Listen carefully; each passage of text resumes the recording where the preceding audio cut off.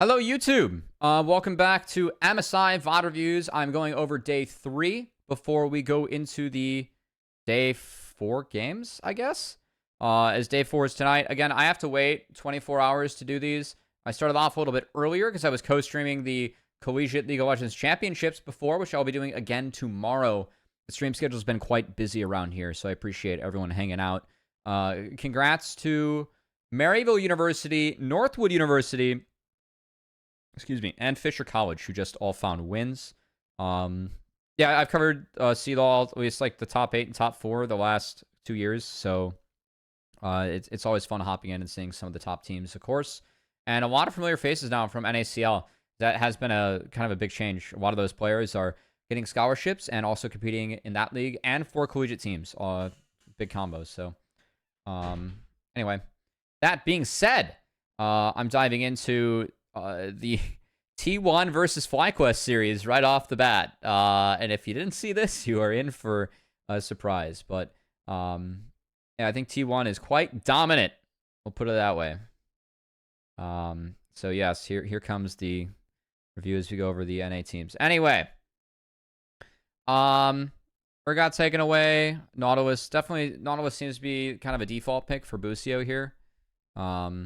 Got also just a unique pick. I can understand wanting to take that away from Blippo if they don't want to deal with it on red side, especially given that they did take Ornn. So we have the Senna Kench, Azir, Viego, Ornn. Really big front line for Viego. And this team most of the DPS is going to come from here. And then this, of course, later on. Azir is kind of the bridge to get this later.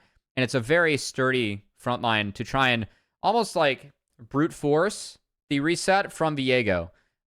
They have tools to try and take down squishies. A lot of terrain manipulation between these.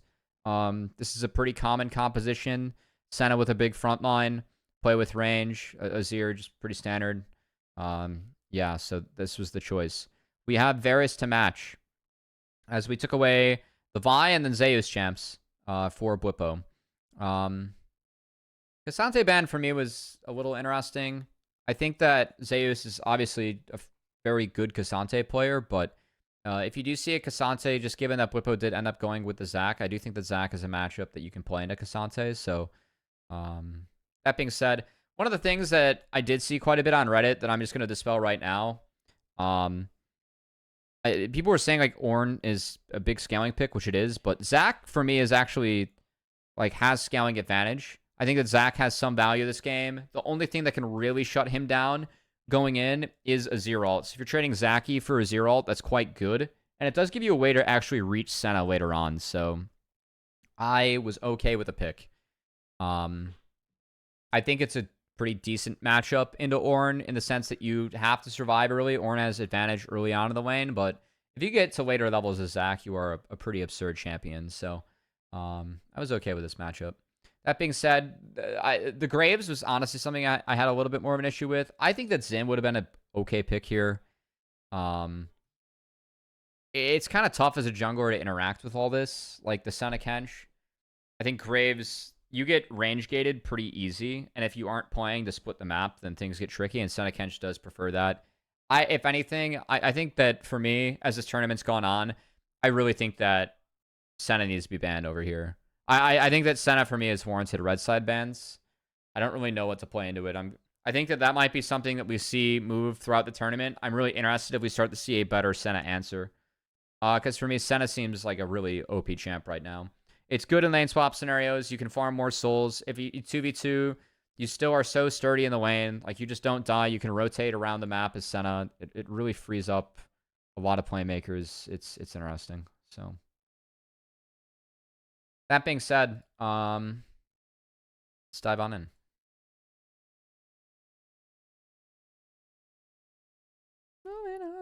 Oh, I do think the one answer to Senna is Lucian, but they didn't go with that. I think that you can play Lucian in the Senna Kench. Lucian Nami. Okay. Well, this is going to be a quick review. I don't like how they do this. I wish they would show this on the other side of the screen. I know it's a little bit awkward for the eye to put it on the left side of the screen, like where I'm at, but I want to see minimap, especially when it's all like lane swap meta. We've been talking about minimap a lot level 1. I think it matters. For me, I do think that you want standard lanes. I think that Senna farm is a little bit too much if you are FlyQuest. Oh, cracked open to let light through. All the running I can't understand. Being back again.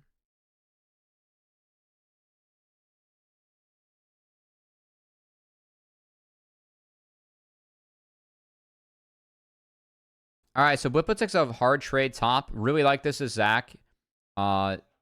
You get more benefit out of your passive. You are at lower health, and Blippo for sure has second win in this lane. I'm sure that Zeus does too.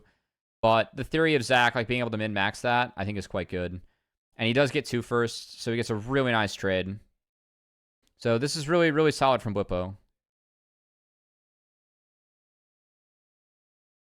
And with that said, we have the Viego working towards bot. Inspired's going to 3-camp, and because of how good this lane's been going so far, he's going to go top. Inspired spots a camp. They don't see owner.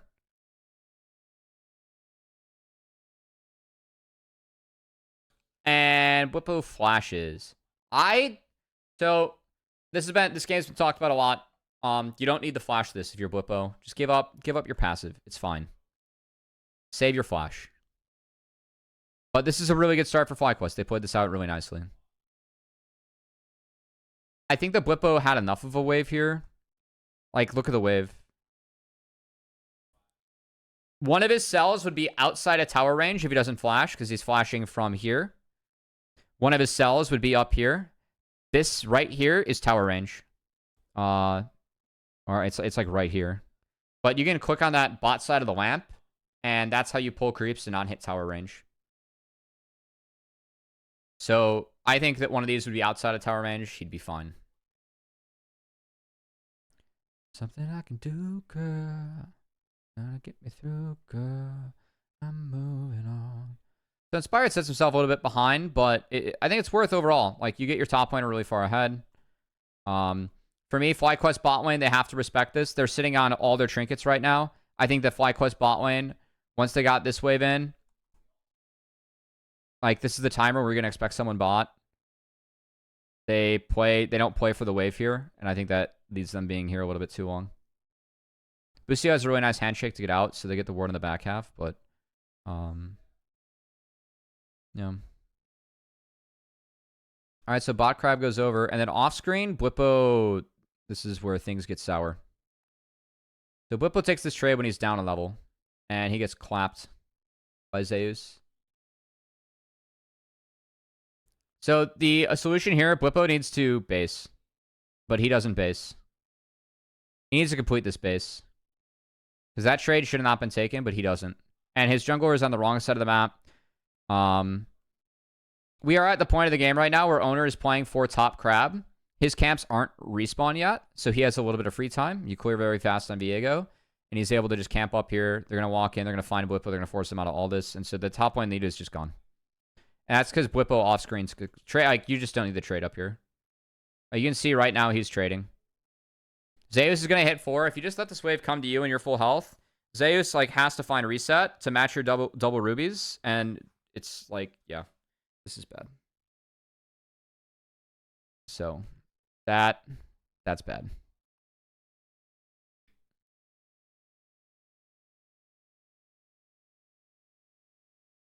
Inspired gets in here. He's doing everything he can to, like, help make sure that Blippo can get access to this wave.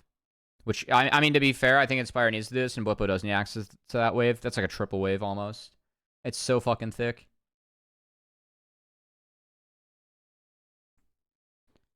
If this were to go under...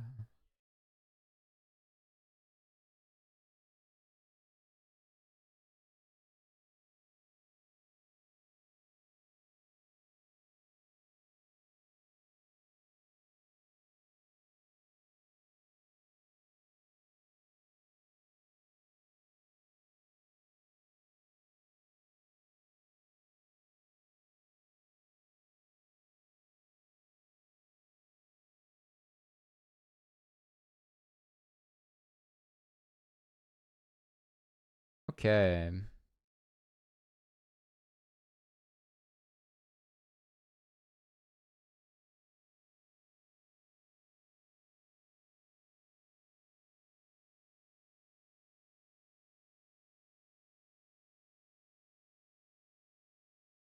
So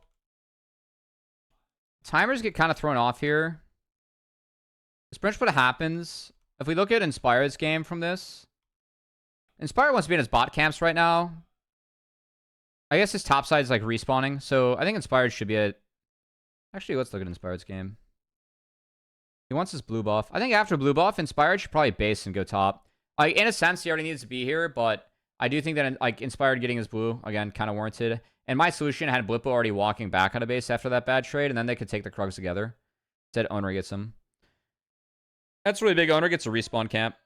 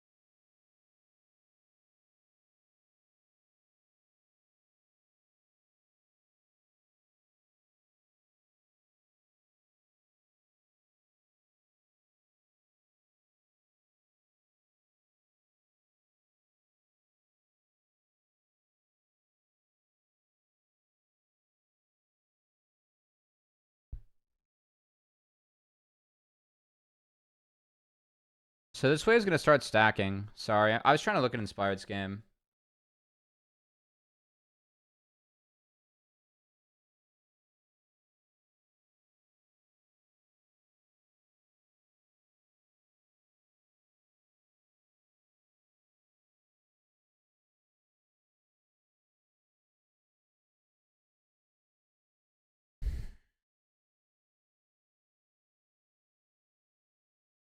Yeah, I mean, again, Blippo doesn't have flashy.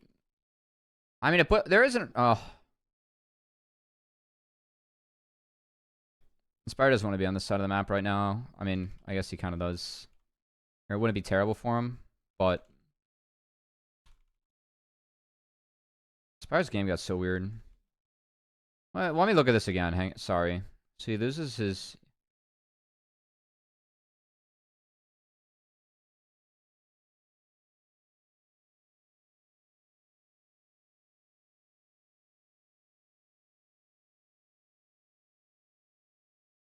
One thing he has to do right now is Gromp.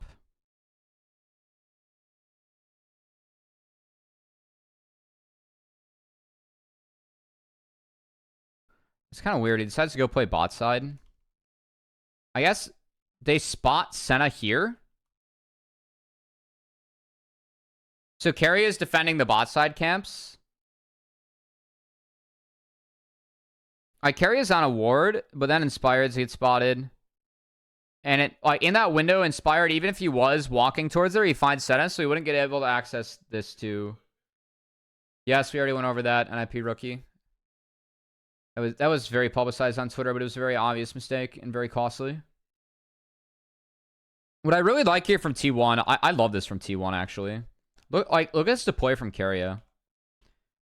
So Faker, like, kind of wants to get out, I guess. Like, he's at a health where, like, he is under threat. So not only is he hovering Faker, but also the camp's up. So Viego was clearing this way. So these are the respawn camps. And in theory, if we're going to trade this for this, then we're trading sides of the map, right? So Carrier is trying to defend this side of the map to prevent Graves from, like, actually getting in here and taking all this when we're going to be on this. And we get this for free because we have Carrier mid, who's ahead of Busio on the trade. Or on the walk, and is more valuable here, regardless if Busio's here or not. So we're going to get everything here as T1. Inspire kind of gets lost in the sauce here, honestly. And I don't blame him. Like, I feel like the Blippo situation at the top side, like, really did scuff Inspired's game. Because I think Inspired, for me, like, I do think he was late to the Krugs. I think that's the one thing I can say about Inspired. Given where the wave was at, I think Inspired needed to be at his Krugs on time because he's taking a respawn camp and then can defend the dive. Whippo's trade made that hard. I think regardless, though, Inspired was late. I'm wondering if he can, like, save some time to get here. So this is like the one... I know it's a quick game. I'm trying to spend some time elsewhere.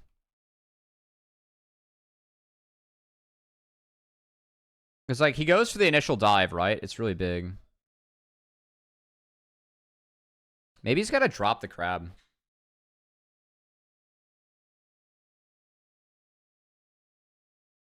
Like, maybe he just takes Gromp blue and then gets out. Because I can understand, like, what he does here.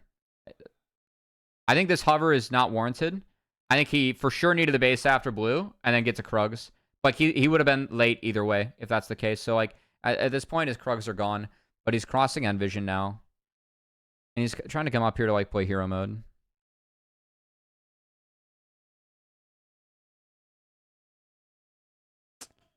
Yeah.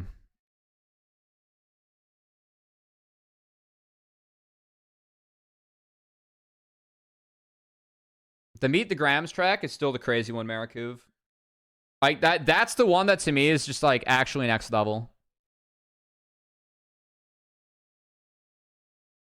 That's the one where, like, Kendrick just A, takes no prisoners, and B, like, I don't know. I always like Kendrick lyrics. To Pimp a Butterfly came out my freshman year of college. I listened to that album a lot. So it's a really cool album. And now I get a diehard Kendrick fan, but I will admit I've been a hip hop and rap kick because of all this going on.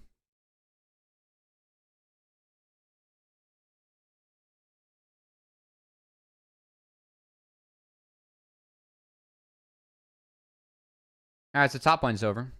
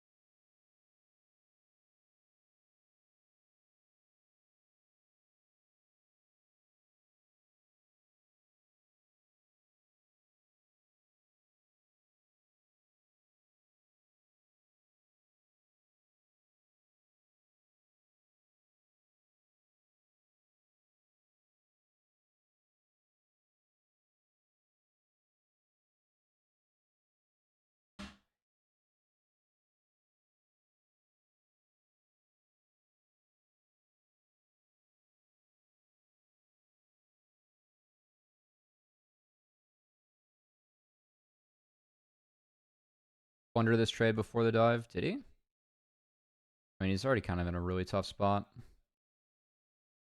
Sorry, I'm trying to see Inspired's game still. Like, Inspired also loses his entire topside off this. So what happened from that? Like, he's able to trade it out, but he's late in the play.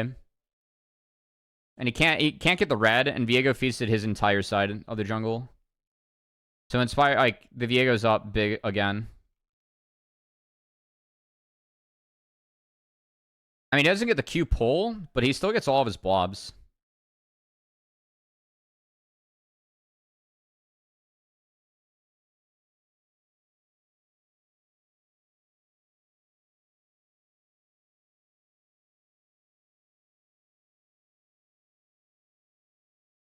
I mean...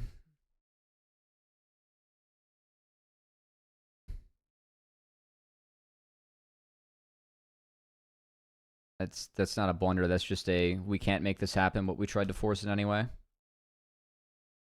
That's well played from Zeus. Like,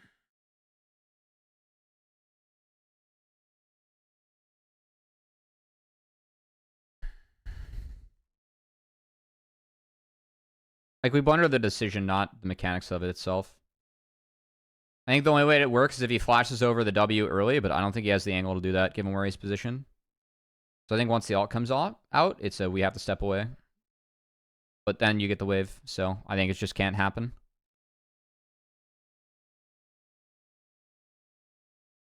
Alright, so top is cooked. Bot lane's also going in T1's favor. I don't love the Renata in the Senna. I think that, like, playing range champs in the Senna does help prevent souls, but I think that Senna uniquely can kind of punish Renata. Like, Renata, to me, is weak to marksman.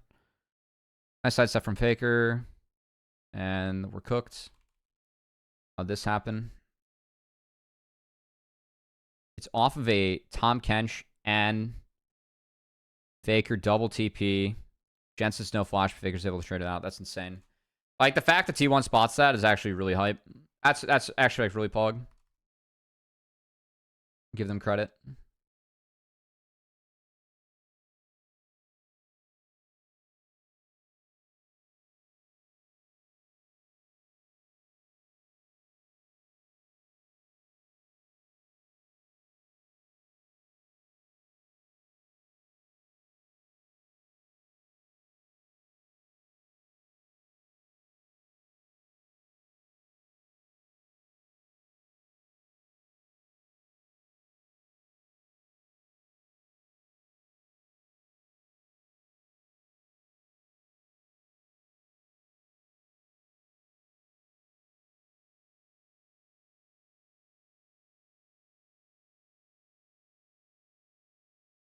Yeah, I think Busio ends up fishing here.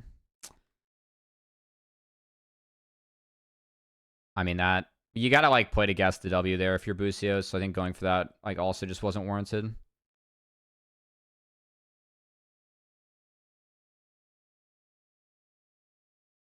And then push towards the Viego. Easy. Inspired's... I mean, I think Inspired's thinking that Owner might wrap around here. They don't have a ward in the river, though. See if they had the ability to put a ward in the river. Masu's a ward. So I think if Masu is able to drop a ward here in the brush, it probably gets cleared. I think there's a world where Masu can drop a ward in that pixel brush, and then maybe they can spot Owner here. Because then Inspire would at least see Owner like wrap around not this way, because Owner bluffed it. So I think Inspired thought that he was going to meet Owner, and Owner actually just went around. So Inspired would have been able to better track Owner if there was a ward there. Wait, there is one here. What? Oh, man. That's bad.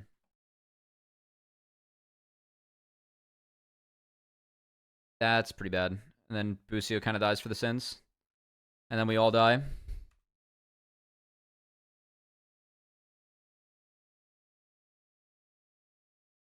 Wow. Okay. I think Jensen could have hovered a little bit further north, but also Inspired has to react to Owner there. Like, I think maybe there's a world where Inspire can like hug the wall and not sit in the brush and fight Owner that way. I know Owner's ahead, but man.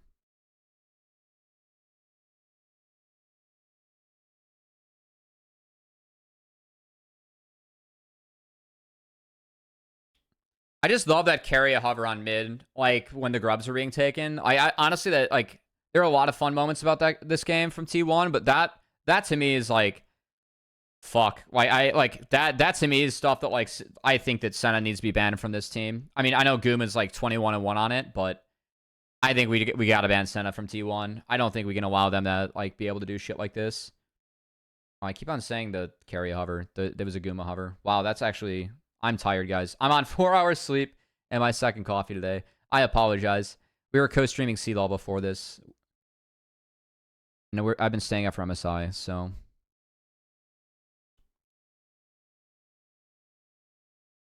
Ban the champ that enables T1's best player? I know, it's crazy.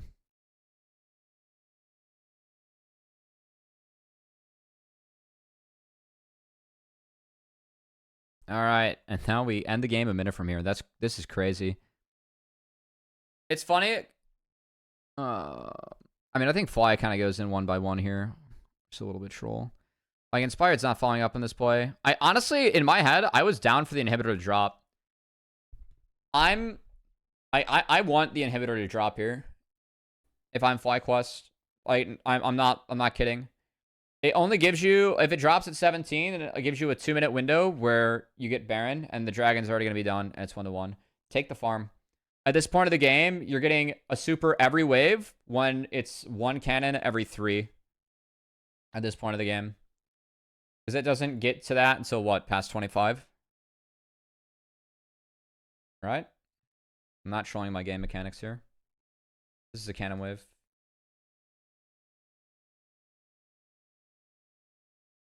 Tom Kench is indeed an engaged champion.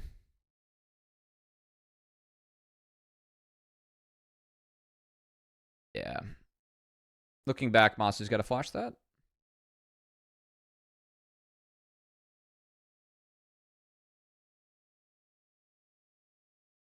And Jensen's got to flash that. I fear they got fisted. Also, taking over Zach as Viego later in the fight when cooldowns are down is pretty pog. Oh, wow. All right. Well, this was a wow game from T1 for sure. And that's game 1 of our VoD review. Fun. That was pretty crazy. That was pretty crazy. That's a very impressive thing in this tournament. Okay. Game 2. Not first pick for FlyQuest. We do take away Senna and Lucian. Lucian, because we want to play the Kalista. We're not as banned, so we're going to give away Kalista. I think that we're going to give, like, Varus Kalista handshakes. Oh, also Renata, because we're going to take this first. My bad. Rumble Rel as supports. I'm fine with that.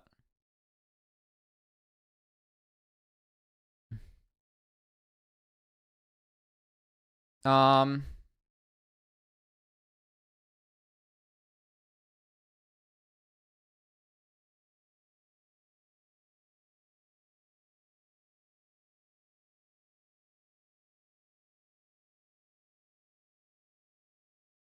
mean, I think Cassante and Gragas here. I actually kind of prefer the Gragas side of this matchup. I'm going to be honest.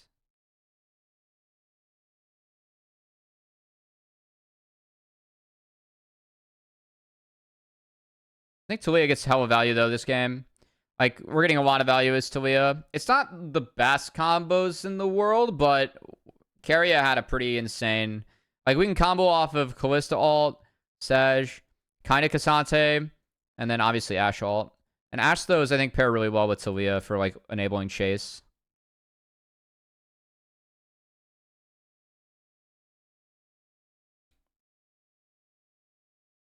Maybe Cassante is just, like, the best tank matchup in a Gragas. I'm kind of interested. All right, regardless. I mean, I think this draft's, like, fine-ish. It's just that this needs time to get going for FlyQuest. So I think T1 had, like, more early game this game. So the Kalista Talia pairing, I think more teams should take that early on and be willing to blind Talia with Kalista. Talia is just so good in the Kalista.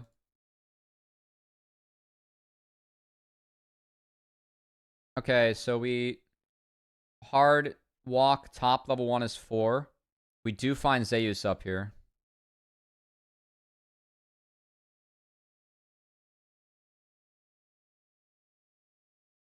And Busio spotted up here quite late. Blippo stays. He drops a lane swap ward. And then we're going to walk in as 3 on the top side for T1. How did Jensen... Oh, Jensen got chunked? No. Man. Wow, Faker poked him out. Wow. That's really nice. He was late to lane. That hurts. Because Faker's able to hit this very early. And then the scout inspired, so they're able to go up.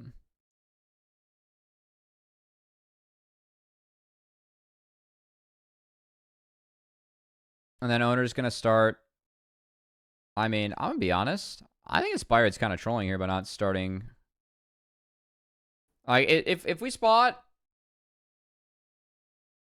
I guess we didn't spot Owner exiting.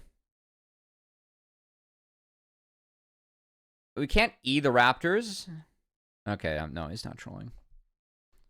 I just don't like this entrance from Fly. Like, they know they're walking... Like, they're walking over a ward. They're walking over a ward either way, but I feel like they need to go in connected to the jungle. Like, they're very disconnected as a team. If Naught's here with Wukong, it's much better. I know they're trying to hide on vision, but I think Busio should have wrapped around and walked in with Wukong. I actually think that makes things a lot easier. I have not seen the new Valorant format. Is it good? I think the Valorant format's terrible, no? Like, there was a lot of complaints about it.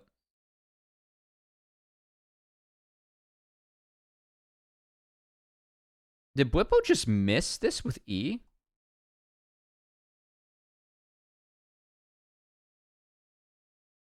That's 12-second cooldown now.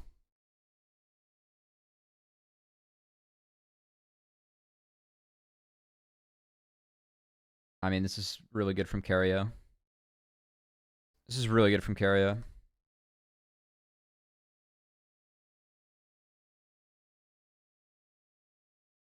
Oh my god, Zeus going W last second, so big. Inspire does have a red buff. The focus is really good. Ashe is too strong in this scenario. And because Jensen's flash is forced by Keria, there's no... I think this play is really hard. I think they have to walk up towards Masu and exit, but they don't want to take the flip. This is not a winning flip. I think looking back on hindsight, I think they should have won on Keria. I think you got to take Faker and Keria out of the equation. I think you have to ignore the Sedge, even if Sedge is level 2. Because the Ashe did so much damage. Yeah.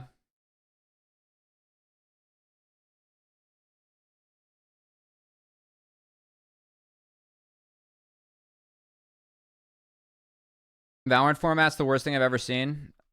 Excellent.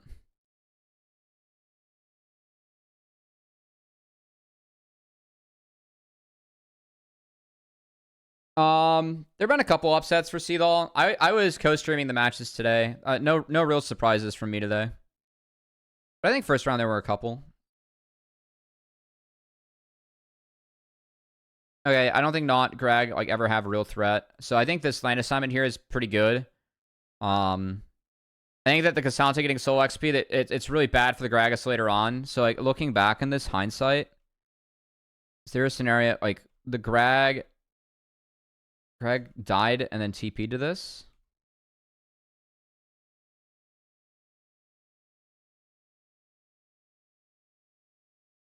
I think Greg burning TP here is bad. I think Gragas should walk somewhere.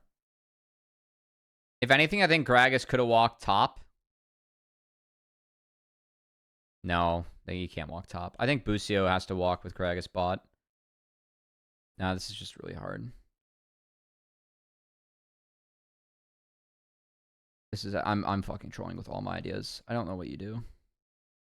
I just don't think I think TPing there is bad. Like you have to be here when the wave crashes, right? So by coming here early, you're trying to get bonus XP, but Carry just walks down and blows you off the waves. So now we're forked. After playing against Ole Miss, I don't think they'll place their seed. They played really sloppy, but Suga's really good. Like, a team just has to be respectful against Ole Miss, and I actually think they're beatable. I'd be surprised if they made top 2. But it's like them versus Thu, so we'll see. Like, that's the likely matchup, you know? Just turn it into Varus top, no? I agree with that, Steven Etter. I think Rhino's really slept on, too. I think Rhino's quite good. Galio buffs, though. I mean, this is actually not that bad for Blippo. Like, Blippo did his best he could here, but the big thing... I mean, you don't have TP here, which is why I want to walk. Like, maybe he's level 2 versus level 3. Maybe he doesn't get the kill if that's the case, but being able to TP back to this wave, it's so hard to redive Gragas. So I think that's the big thing. I would have rather had Blippo walk down here than TP.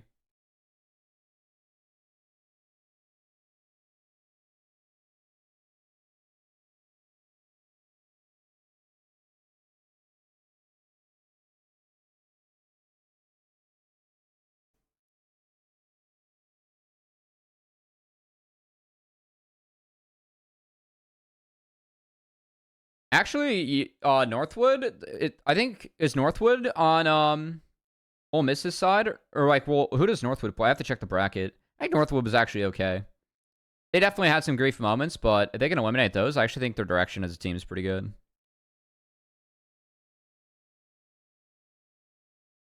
I can see Northwood placing better than their seed.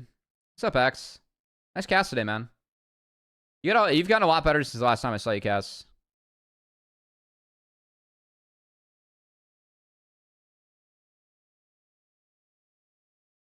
Surely Comcast just threw the bag at Viper. Yeah, man. I mean, I can tell you're putting in the work. It's good.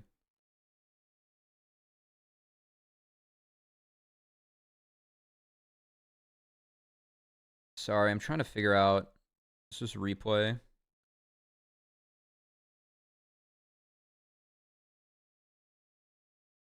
We just don't know where to go as flight quests. Like, we're kind of being thrown in the blender.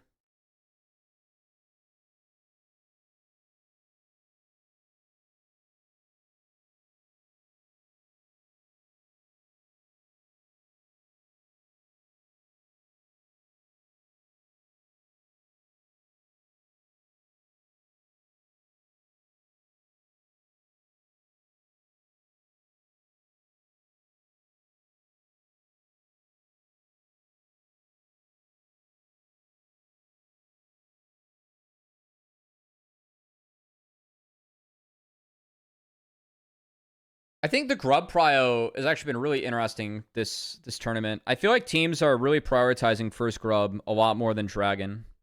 I find it quite interesting.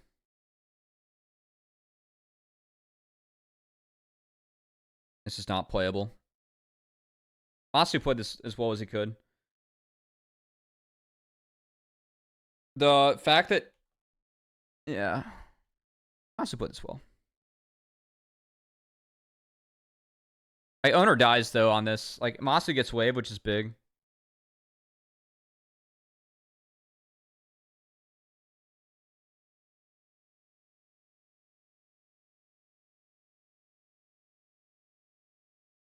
I do really like the Gragas-Cassante matchup. I really like it for Gragas. I really do.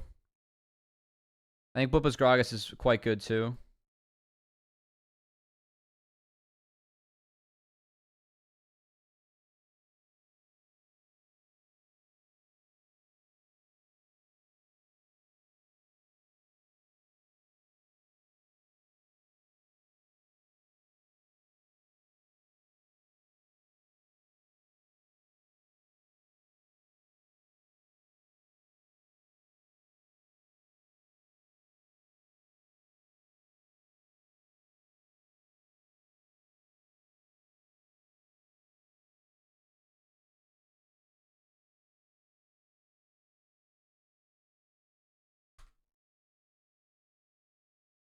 So Busio caught it. He doesn't get value off the Aftershock. I mean, if he doesn't pop Aftershock, though, he does get one-tapped. But they just go on Masu. I don't think Masu's ult's good. I think Masu has to reactively ult to try and catch someone in tower range. I think that's what the first dive went so good. They do get Owner's Flash in the end. Jensen can't flash over the wall. It's a little bit unfortunate. I mean, Jensen's the only damage here. It's just really good juggling by T1. Really nice re-engage from Faker. The wall angle was so fucking good. Wow. The other question is, like...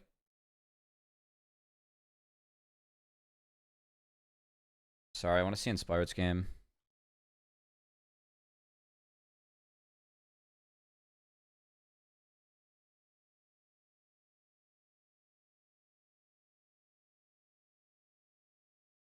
I don't think Inspired should walk this. I think Inspired needs the base.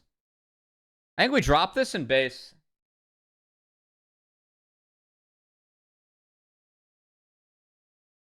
Like, we are, like, the next thing we want to do is our Gromp. And we're that Gromp faster if we don't... Okay, hold on. 8 seconds to base. So we're coming out of base now.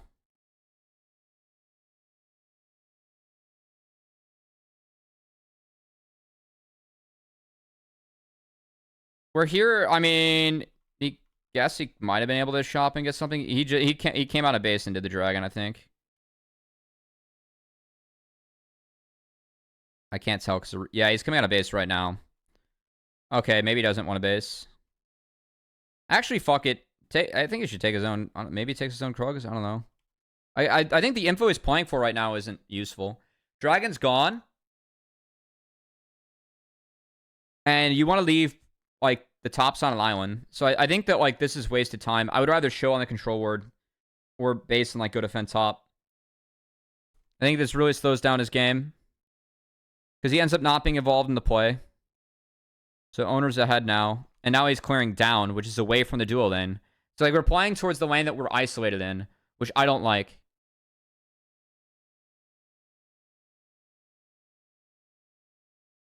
And then we're on our red. I would have rather cleared up. And I think here, I mean, at least he's able to feast here. Like, it's good for him, but the map's on fire, you know? I think he needed to be at that top play. He has 6. If he clears up, maybe he gets 6. Because he would have hit it off the Krugs. So if he's clearing up here. So we go Krugs. And then we could Wolves Gromp. He wouldn't have had 6.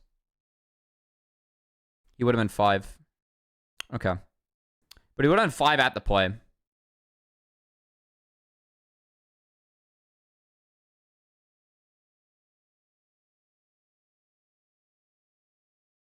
Owner 6 because he got access to grubs, I assume.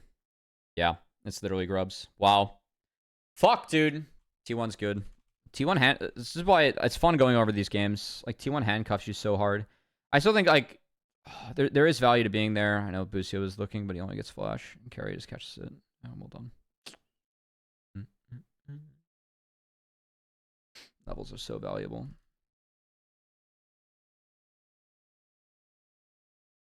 Yeah, I just think Inspired's like clearing away from the plays.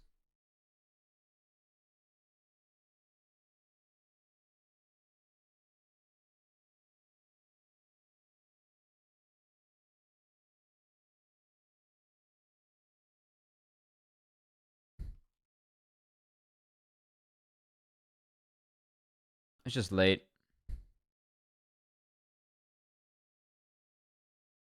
And Faker played that as well as he could. He bought a lot of time.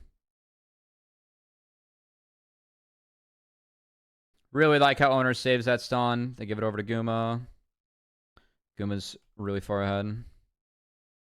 Nice heal from Masu to dodge out on the ult. That's really solid.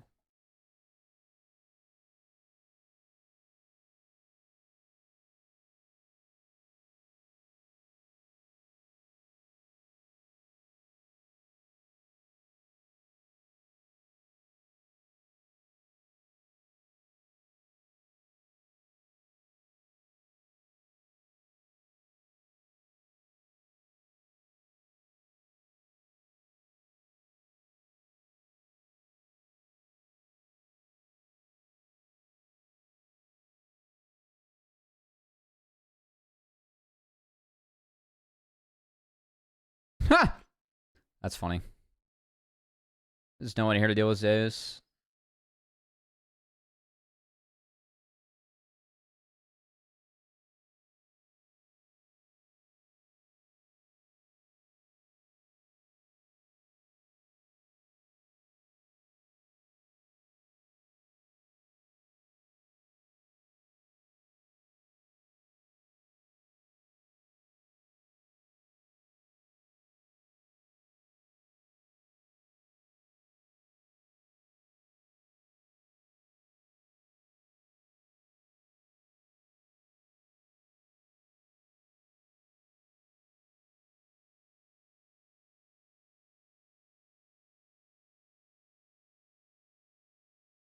And this game's a 7. This is a 6K gold deficit by now. This game's like already cooked. I mean, I think once the second bot dive or the second bot lane dive that went down at the top outer turret, I think that's when the game got cooked. Gumi got way too fed off that.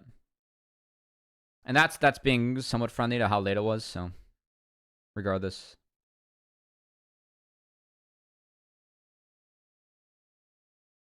Nice movement from Asu. I think we just send it here.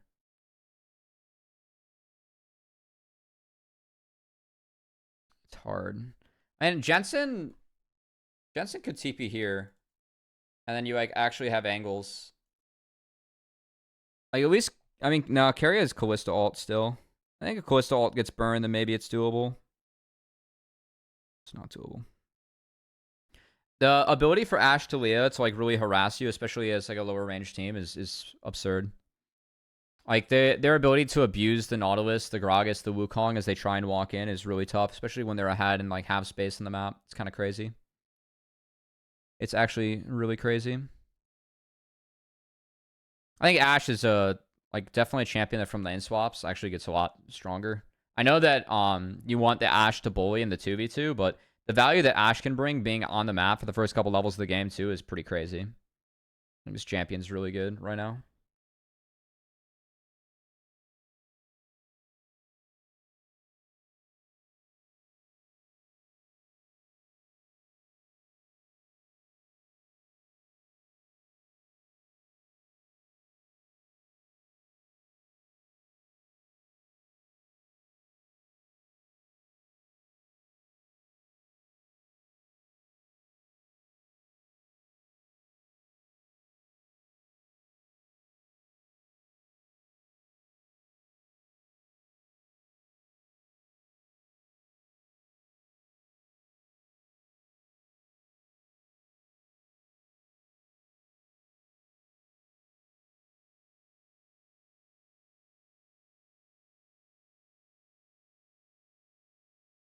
Oh my god, they found the real one through the clone? Or...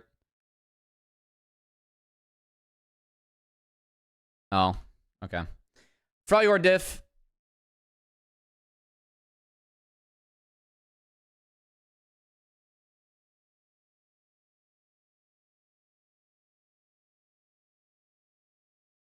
Oh yeah, that Blippo's dash got canceled. It's kind of a bummer.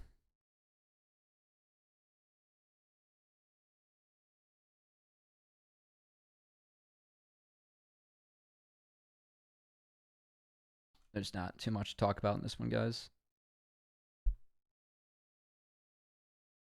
I appreciate how T1's like continues to play 3 lanes though. Like they have a seesaw map right now. This team is good at playing out their 3 lanes. They will play 3 lanes for better or worse. They will hand check you to play 3 lanes, or they will not play, or they will continue to play 3 lanes and just lose. It's fine. It's really good though. Like here's an instance where they get punished. This Faker takes 2 tower shots. Like, I mean, still it's not a trade, but it's close to being a trade.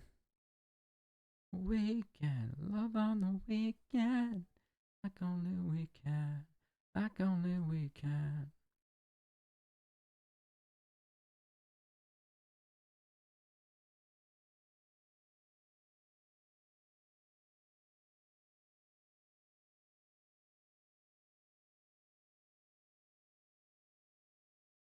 I think FlyQuest felt like that was the one angle they could have to like try and take something, but for me,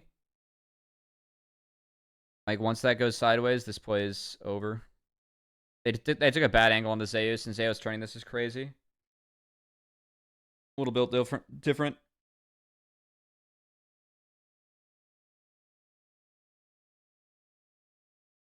Weekend, love on the weekend.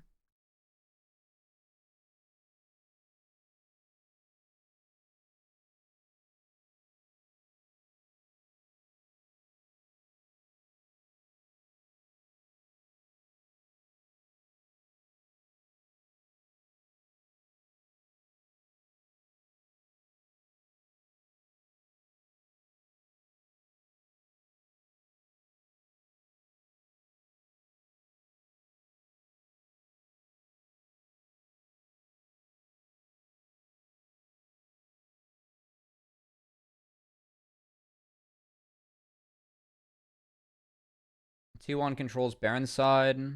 Actually, they didn't play 3 lanes there. They actually deployed in the top. That's interesting. So I had a theory at the beginning of the season, especially with comps like T1. It's really safe to deploy in the top and then work your way down. Because the terrain, like it's really hard to flank up in this terrain. Like you actually have to like be way back here. So we kind of have a 4-1 scenario where we caught this, and then we can actually deploy top to make sure we all get here safely, and then shift our way down. Like, so that there's no way to flank us. And in comps like this where you're quite squishy, I think it's quite good.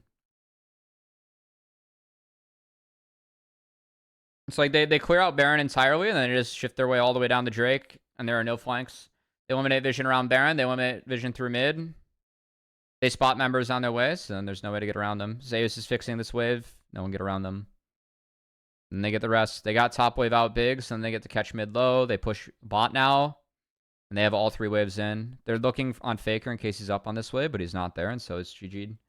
I will say, I do think that, like, where FlyQuest is good is that they will oftentimes try to play out 3 lanes and oftentimes prioritize the sides. Hold on.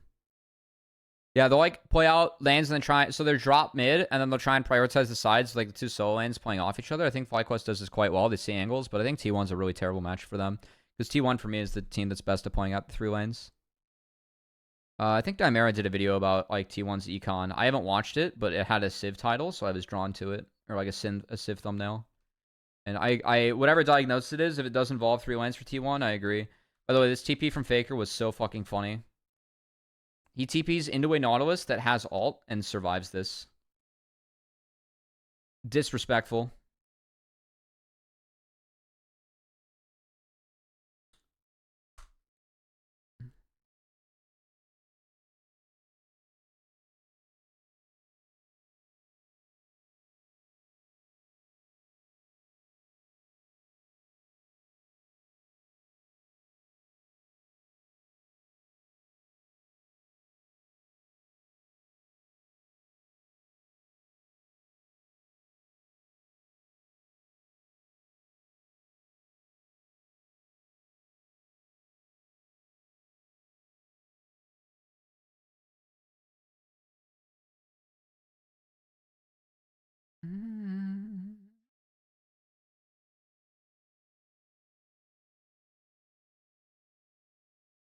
Sorry, I want to see how T1 plays this. Cubby, I'm so happy to be a Minnesota in with the Wolves team. Yeah, Ant is an animal. That guy's a wolf right there. Nah, he's not trying to be in sheep's clothing either. He's just a fucking wolf. He wants to be a killer, man. I respect it.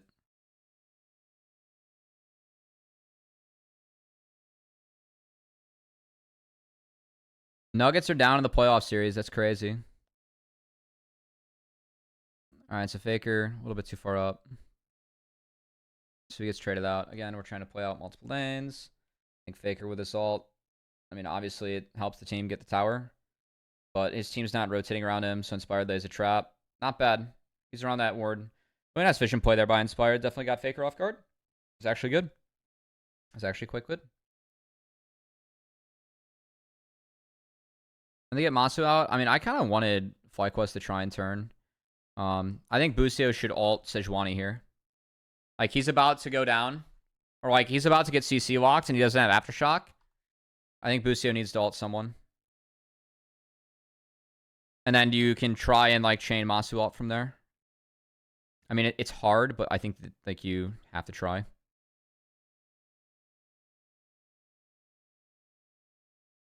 Kuma got... Like, Blippo knocked Kuma in. So I think that was an oopsie. Masu wasn't able to react to that. He already burned flash. What did Masu flash?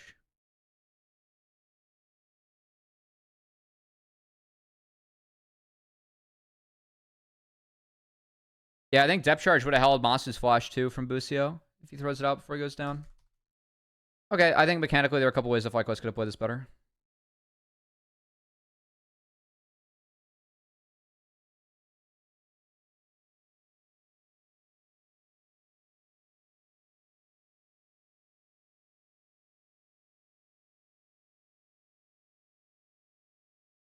Alright. GG's. I really like how T1 plays map. I think T1's looked like pretty solid so far. I would say I want to see him get pushed a little bit more. I think T1's been pretty solid so far. Alright, top versus Fnatic. This was a fun series.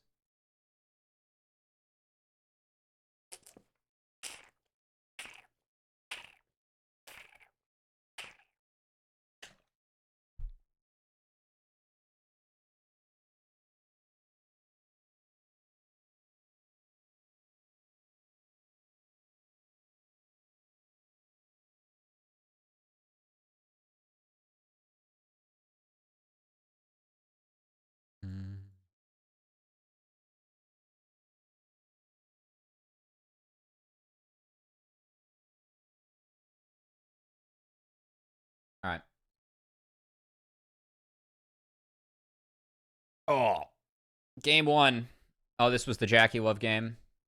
We ban out three Jackie Love characters, and guess what? He gets the Lucian.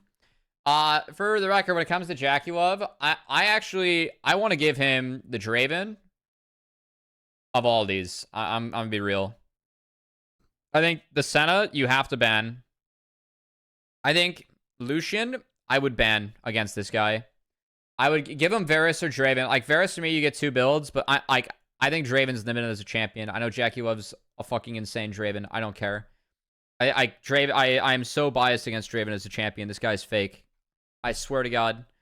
I know Jackie Love's an animal on this champ. Take the Draven away. All right. Oh wait. I didn't even talk about draft. We have LB. Ari Viego as a duo. I honestly I thought the first three from Fnatic was decent. Like Xin Lulu with Aphelios Lulu, like Aphelios Lulu into this, I think is doable. I know it's Jackie Love, but for me, I think Lulu's like playable into Lucian Nami. You just have to be able to step up, and level 1 went really sour for Fnatic. We're playing Sion, so we're for sure flashing a lane swap scenario. Cassante Merc Sion in the sides later on. And then we have LeBlanc to try and get angles, get chip damage, which I think is kind of hard to do against Lucian Nami. Given that the R's uniquely, you have to be really careful about where you hit W as Humanoid. I know Humanoid has a really nice game. A lot of that comes from this level 1.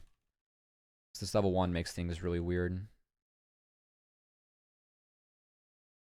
I love the fan shots. I just wish they didn't cover the minimap. I think minimap, especially in lane swap meta, matters a lot.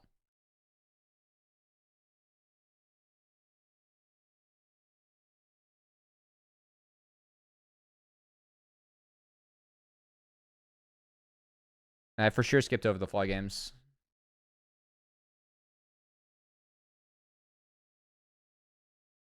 Alright, Cassante is walking down, and Fnatic's like, yeah, we're gonna ball.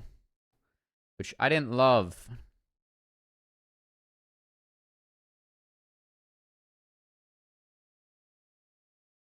We have a W start. Razork does hit 2 off the wraps. But I think turning this corner was a mistake. Like this is the mistake for me. I think if Razork's gonna go on anyone, I think you go on Cream. Because once you turn this corner, you're very vulnerable from here. Like these two angles. And you're only gonna hit one side. I think that if Fnatic like plays up here, then they can at least still kite out. But if you kite out, you're vulnerable to these guys no matter what. And we're gonna burn our spells. So I think this was poor from Razork and Fnatic. I think Fnatic had to get out. And it really hurts their bot lane.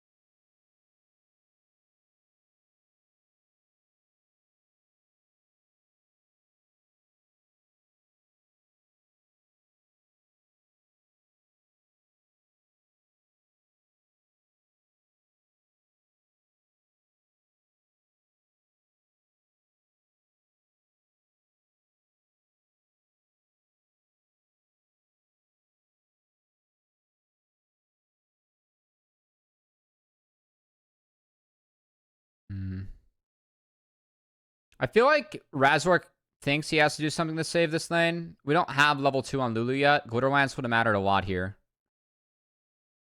Like, Glitter Lance matters a lot for this play.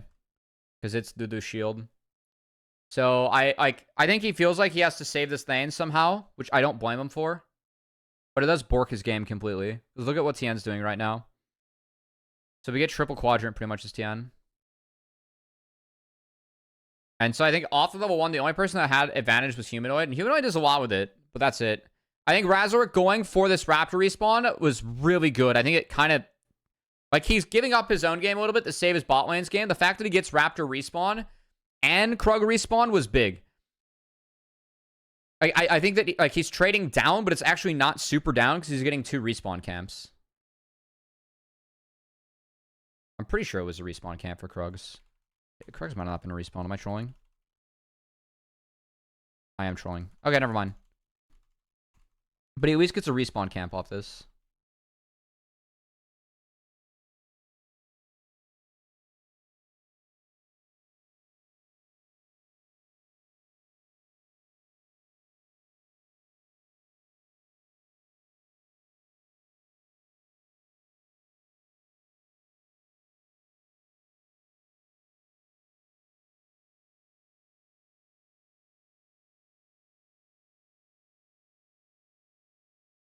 I love Humanoid using the clone here, by the way.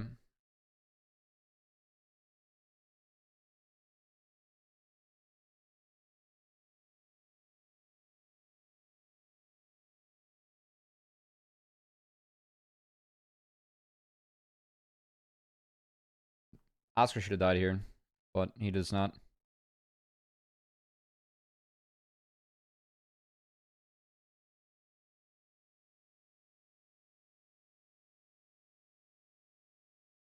Good side steps from Oscar.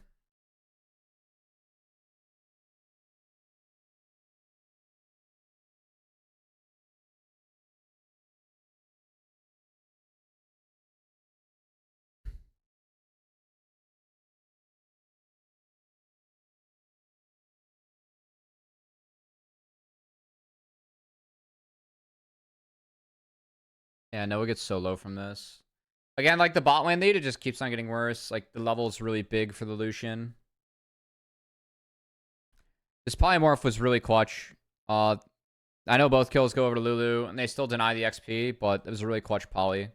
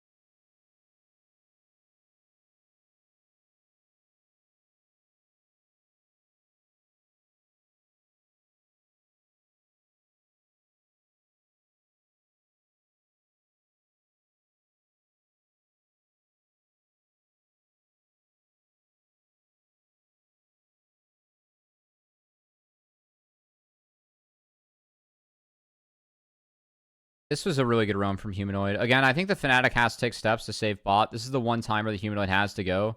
Because Ahri's TPing back to lane. Humanoid's up 2 levels at this point. Wow. So that's like the level 1, and then all, like, the advantage that they were able to press by just getting Ahri out of the lane. The one timer, Tien's here. But he gets spotted. Severin did miss. The Severin ult did miss from Noah, which was bad. But you have a numbers advantage here. And Jackie goes in and takes the kill on Aphelios, which is based. Jackie doesn't get out. So I think it's a really nice play from Jackie. But a great look from Fnatic. I think Fnatic in this game, the level 1 was so weird. Like, they did have a lead mid, but they really had to use mid jungle to save bot, and they did a nice job with that.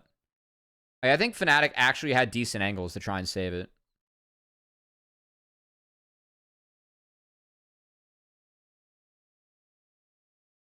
Maybe if Jackie's knocked a little bit further south, it goes better. I don't know if Jackie positioned himself that way on purpose or not.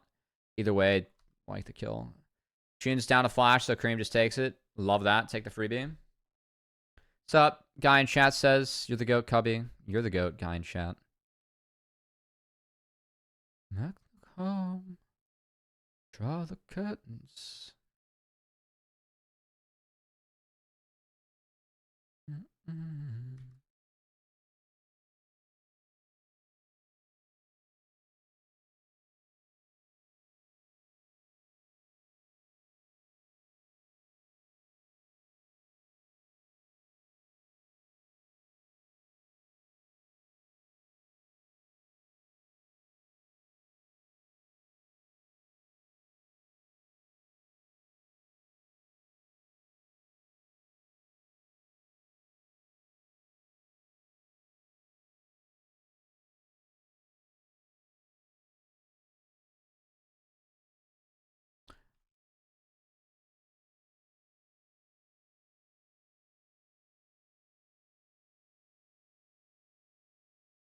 So humanoid ends up basing here.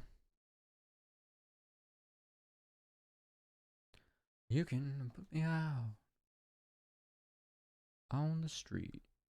Put me out with no shoes on my feet. Honestly, it was kind of close to getting Tan reset. I really like 369's TP. I know you might be like, oh, but Cubby, he fucking died, right?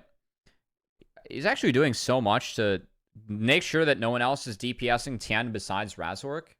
So you're sacking the Cassante, who's like up, you're going up in value. By sacking the Cassante, everything was thrown into the Cassante to get Tian a reset. And Tian ends up getting 2 kills with Jackie, and both kills go over to Jackie, and they get the objective off the back of it, and they get positioning on the map. So I think looking back, 369's TP was actually quite good. Because pretty much he just kind of says, fuck you to the back line. Everyone has to deal with him. And then Razork gets toasted. Like, everything connects on the TN. It's just, once the dash is used, the bubble hits for free. Really nice bubble from Mako. Like, even after a really thick ult from Noah, Tam was able to get resets and get out. Maybe there's a world... Because Humanoid...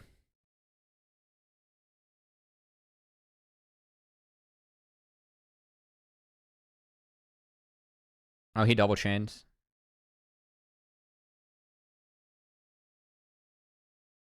There's a world where off Scion, Humanoid's able to get like an RW off, or WR. Double distort, but it's hard. Never, never, never, never, never, never leave.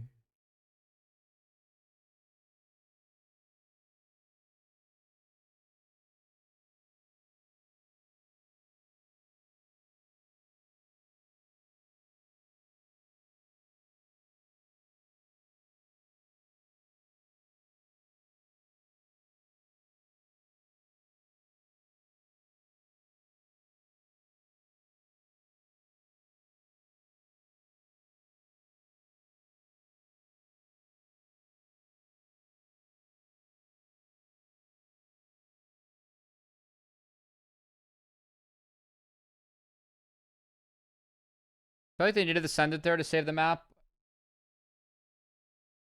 I mean, map is pretty toast. Like, wherever these guys go, they're strong.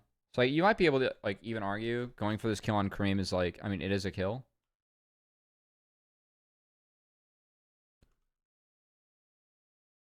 So Kareem got chunked out because he was hitting the wave. Okay. I think Kareem should just leave this wave. But honestly, if he leaves that wave, I'm gonna be real. I mean, TES is trading up on this play, right? I'm trying to think if, like, either team...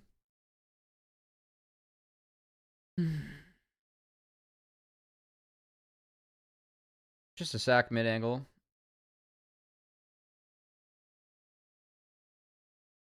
Juju Smith-Schuster. That can't be the real Juju Smith-Schuster, man. What are we doing over here?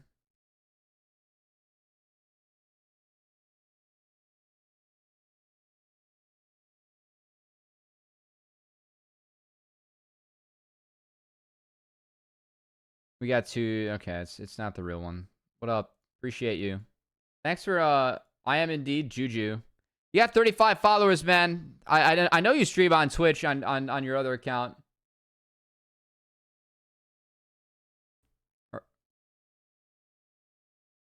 Hey, I appreciate you though. Whoever you are, dropping off some nice words. That's really nice. Keep my identity a secret sometimes. All right. Respect, respect. Hey, regardless though, I appreciate the kind words, man. Really do. Really do. Really nice of you to drop in. Holy shit, he's hot!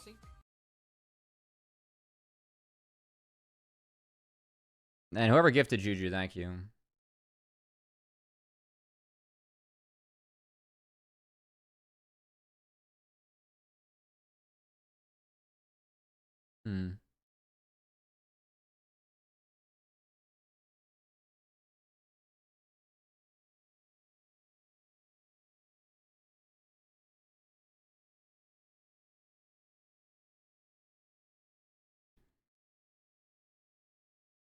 I didn't really like Fnatic creating this scenario. I feel like this is a good scenario for Fnatic. You know?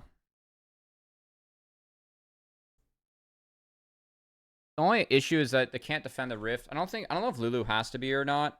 The map's like a little bit on fire here for Fnatic, but they're just trying to keep on forcing with Humanoid, which I respect. I feel like this is their angle to win at this point of the game. Like, the LeBlanc is fed. You can find a lot of skirmishes and be in good shape.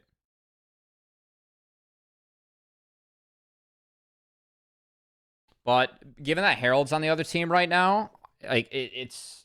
Yeah. Because you're going to get at least one Herald charge down, so that's tower for tower. You get gold on LeBlanc, but... Oh, that's right. That was a Chad play. That was a Chad play from Humanoid.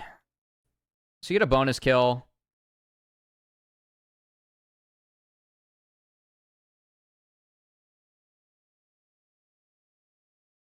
And then they're able to defend their topside camps. I mean, in the end, I think this ends up winning for Fnatic. I think this is what Fnatic has to do, so I can't fault them for this play. I just don't know how winning this play is overall.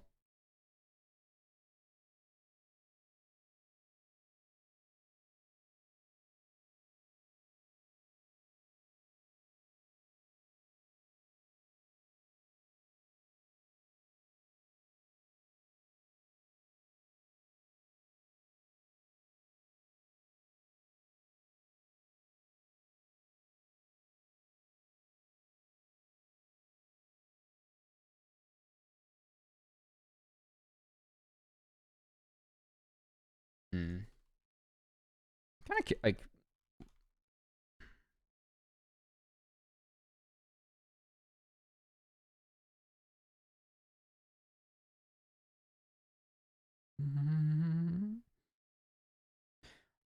I think they're sending the Blanc here because they want to play away from Herald. Like, they realize it's going to be a Herald take and play, and then they have to drop mid, so they have two ways they're losing right now.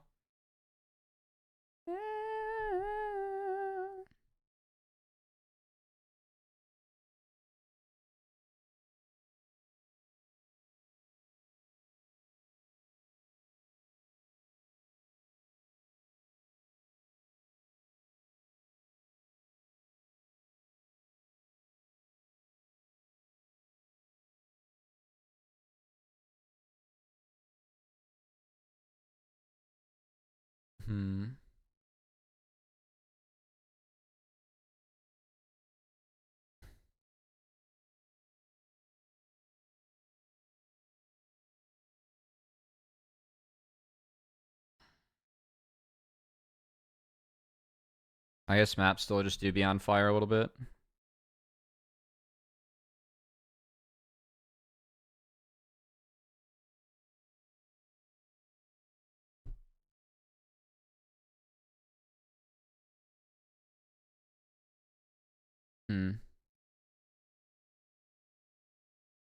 Honestly, like, don't know what I think about that series of events. I'm gonna be real. Like, for me, like, I think Fnatic's playing towards their win con. I just think that, like, because they're sacking Herald, they're gonna lose. I think, yeah.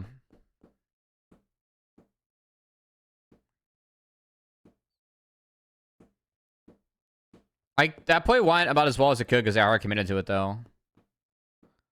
This was interesting.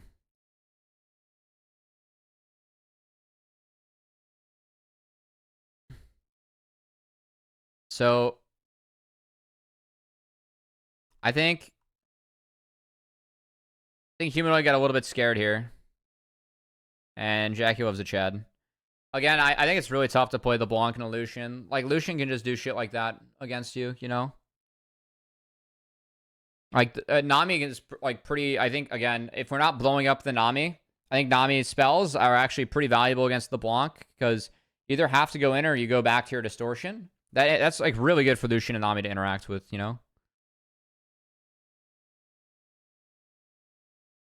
Like, good example here. So we didn't go back fast enough. Let me get hit by bubble and tidal wave. And Noah alt goes wide.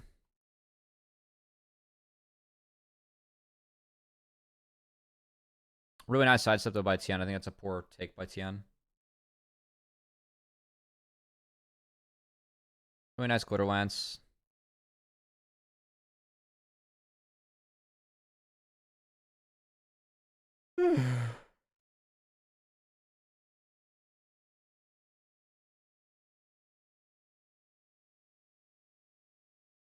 It's only the second Drake of the game. It's kind of crazy. Yeah, Fnax to get it. And they have no towers on the top side or mid, so they can let these waves come all the way to them. It's okay.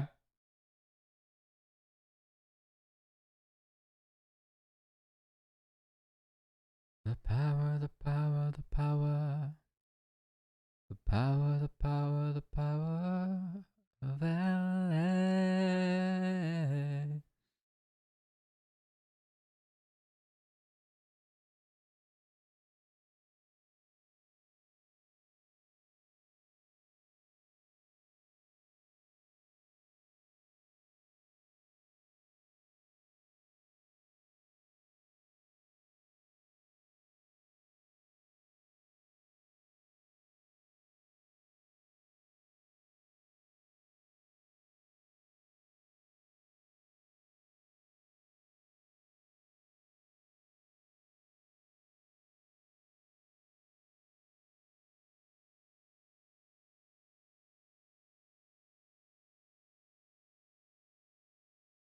Hmm.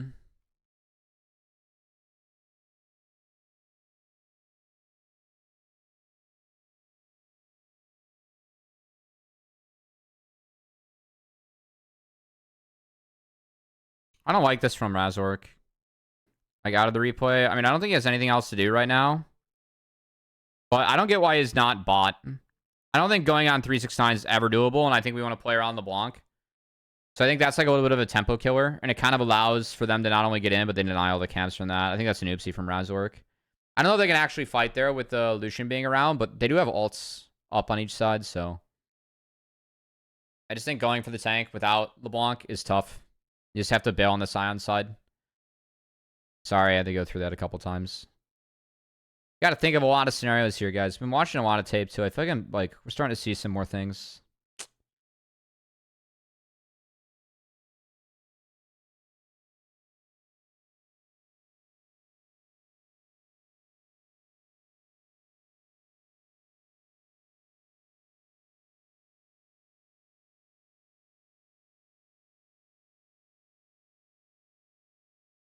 Oh, boy. All right, so red buff. 369 finds the flip. W misses. Oh, it's the flip on the June. It's a valuable one. I mean, gotta make a flash. Yeah, I think the big one here is that Humanoid didn't go back. Like, he can insta-go back to his W here, and it's fine. But instead, he gets stuck. So, like, this side of the fight's but we get stuck here as Humanoid. Yeah. And the shutdown goes over. Tian's fed.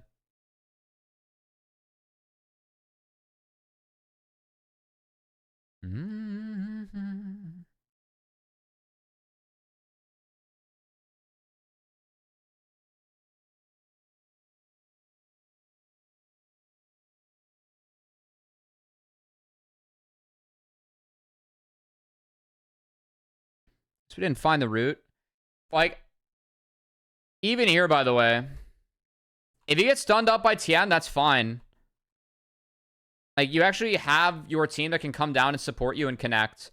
And Jaculov is completely out of the fight. So I think hanging around here for Humanoid was a mistake.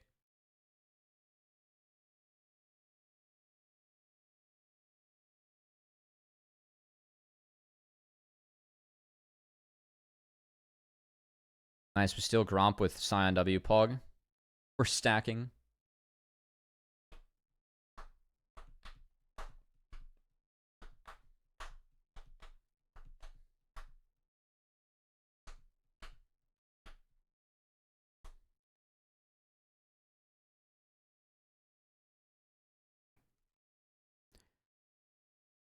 I mean, Razork just can't take that angle.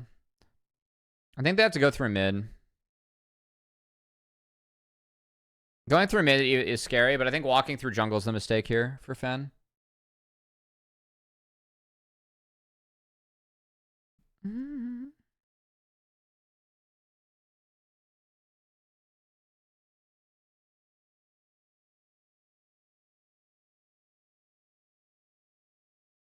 Yeah, and that's Baron. Baron for Drake. think going through lane was the answer there for Fan. I don't think they had to go. Yeah, I think they have to go through then. Like, even going through lane's scary, though, against Lushinami. I mean, I get it, but I think it's scarier in chokes. It's really hard to go through the lane, though, if, like, LeBlanc wasn't already prepped. So I think that's also consequences of LeBlanc going down once. It really was, like, when LeBlanc fell. This game got hard. I like how Top's playing out these two sides. Like, especially with Cream seeing LeBlanc here. He can hit this safely. And if you play out two sides like this, then your waves are going to be synced. Which, unironic, I say that, and they're desynced. I guess top and mid hit together. And then Cream gets soloed. Great. Luden's got the Banshees and then the Charm missed. It was a nice angle from Humanoid. But, like, the way you want to play your dashes on LeBlanc is that you want to play on the edge of distortion instead of the center. And they found the Xin Q3 on the Jack you love. Pretty nice. Fortunately, it does not matter. 369. 369 was TPing here, and it was just canceled by Humanoid, which is hilarious. So he just walks through the turret because he's a tank. He doesn't give a shit.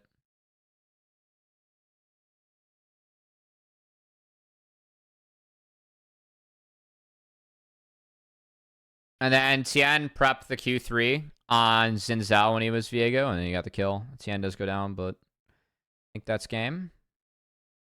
It was triple inhib. Yeah, it was a really nice Q3 prep. Yeah, just the insta-flash.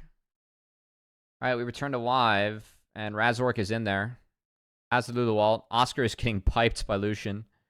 And the Humanoid TP, the chain didn't hit. Could have waited for the knockup and then hit it. If that happens, I mean, it's still doomed. But this is a really good fight here by 369. He gets on the Noah. And Cream executes. And that is game one. Well played. I mean, I think Fnatic played their way back into it okay. That was a weird level 1. And I think they actually had decent answers to get back in.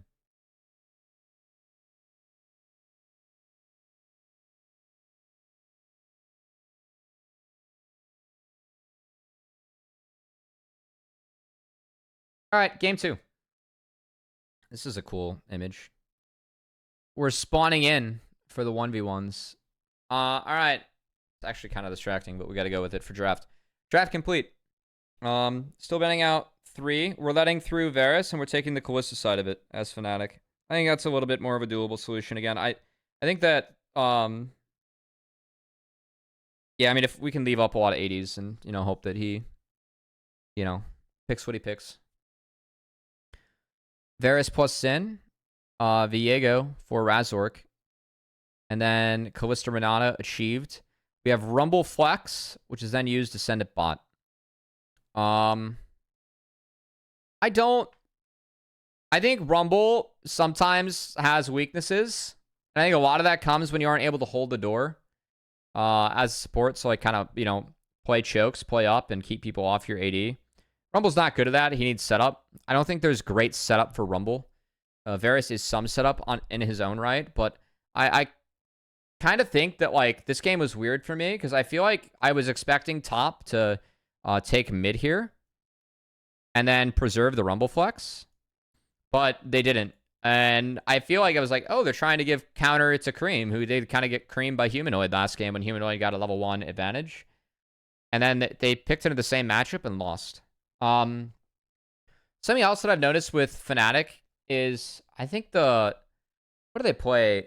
Solo. They played Talia TF solos in their series against GAM. And this, for me, is another instance where they're playing 2 solos that have a shit ton of reach between LeBlanc and Camille. So they're really trying to play through sides and find skirmishes, which I feel like this team just figured out, like, hey, that's our strength, right? That's how we can win games, which, I mean, given Humanoid, kind of makes sense for me. But I'm a little bit surprised that's the answer with Oscar.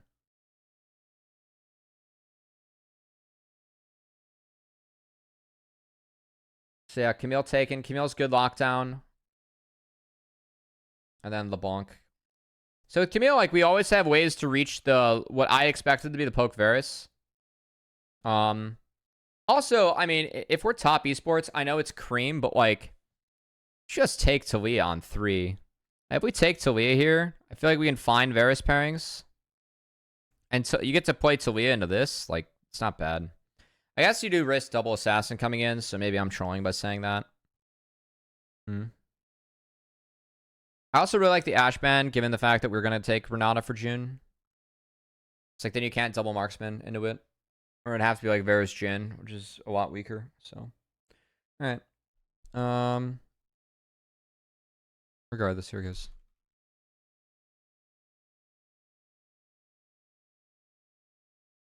Okay. Tell me this is all or nothing.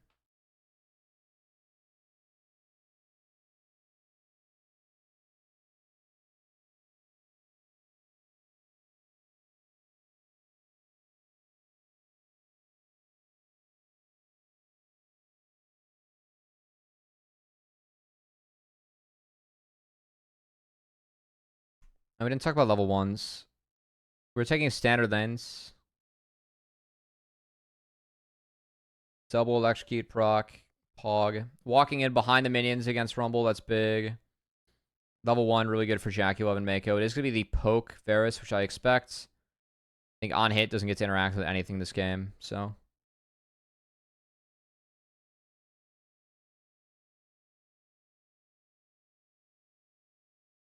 And this lane went much better for Cream. Like, this game for me was on June. June and Razork had a really good game. Also, I think Tien had a little bit of a troll game, but that happens sometimes for top. So in this matchup, Viego does get faster first clear. Be a really fast first clear for Viego. As Tien's walking in, he does have bot prio. This is going to be warded. And by Tiana wrapping around here, he's going to get the smite out of Razork. Takes a couple away, and that pretty much just guarantees that he gets red. Because he has smite and Razork doesn't now. So, really nice timer from top, taking bot push and going for something. And then Humanoids chunked out pretty bad in lane. Don't see exactly how that happened, but a lot better for Cream. So he's going to have to base first and TP back.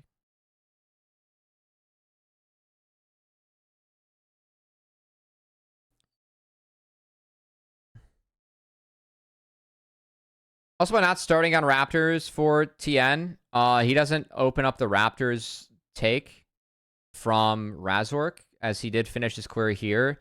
His plan was to invade bot side, so by starting red itself, that opens that up more so. So I think that was smart from Tien. He is going for a super clear, though. Like, he's yet to base. And then before Ahri hits 6, we do have the flash. The double flash in to kill. Blast auto connects for Humanoid. Bot lane surviving until this happens. So June hits a big handshake on the Jackie. He sees the Q charging. Jackie slowed. He dashes in, gets both sums, and Noah gets a kill. So really, really nice from Fnatic.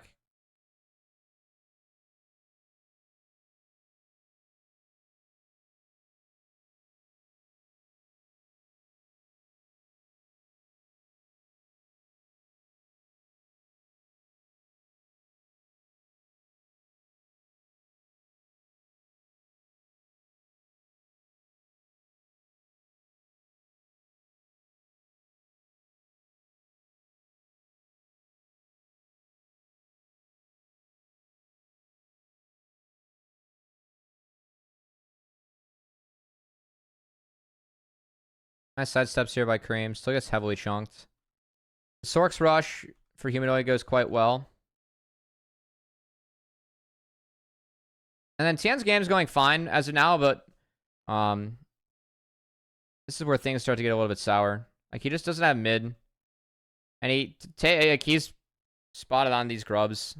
So Razork walks up. He already has heavy mid prio. And it's just a freebie kill going with a Razork. So that's Humanoid. That's really big. Like, the LeBlanc now, who was a little bit behind earlier on in the lane, now has a lot of goal to work with.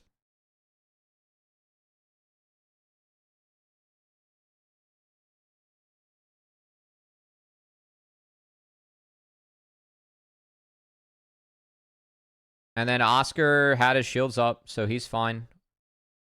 And Razork gets a freebie. Again, Razork, he's here because his solos, I mean, he got the kill on TN, so he's able to walk in. So like that, I feel like the TN kill had a lot of ramifications where this kind of happened. It's a really nice all-in from Oscar, too. He has help on this side of the jungle. If TN doesn't die there, you can reasonably assume he's clearing out his top side right now, and 369's covered, and that doesn't open up the window for Oscar to do this, because TN's here and Razork's not. This roam is really good for Mako. It's like, while all this is going on, obviously the map gets a little bit warped from that first play. And Mako does find a walk off this wave getting in. And this is protected. The jungler is on the top side, so everything's fine.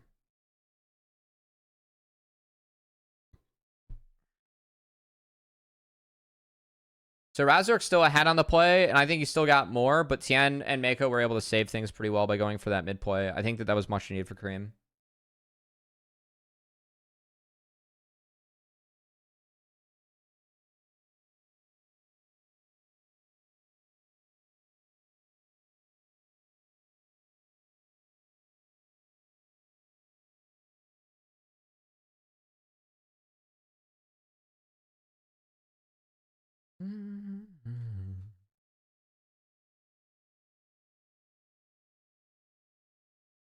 I mean, Tien spots Humanoid here, eats the chain, and then blows his flash, so. Good chain from Humanoid, but I feel like these are unforced errors. Really nice handshake here from June. Like, easy chain from Humanoid. He's under tower. And then Tien's no flash. And Razork just eats his bungus. Oscar's able to flash out of that. So this series from Fnatic's really good.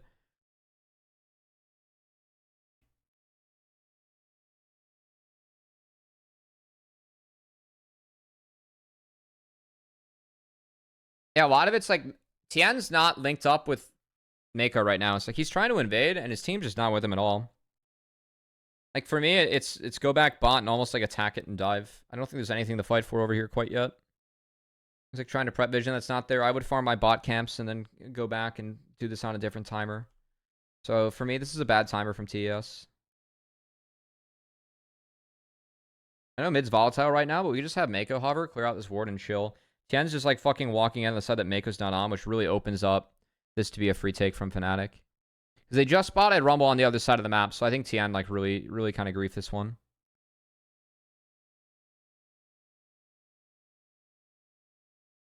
So now he's down flash and a second kill, which is pretty bad. And while this is going on, I think it's important to note too that Oscar's going for the Triforce Camille, and things are going quite well. Which is important because Camille's the one that's going to have to kill the tanks. Kind of opens up the lethality Callista, who is getting absolutely just fucking cooked. Well played, June. I think...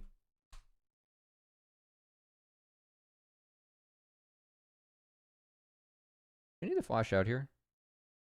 It cancels Jaculov's Q. I don't think he needs a flash out. Yeah, I don't think he needs a flash out at all. I think if he QR'd and then ulted, I actually think it's cleaner. Like, Jaculov would have been hitting Mako. He doesn't have a cleanse. So, I mean, Jin still plays this out very nicely.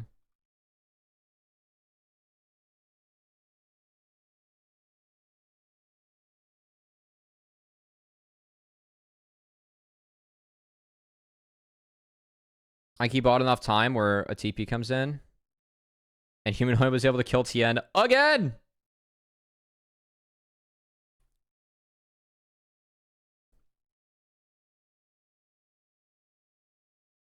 Really well played by June.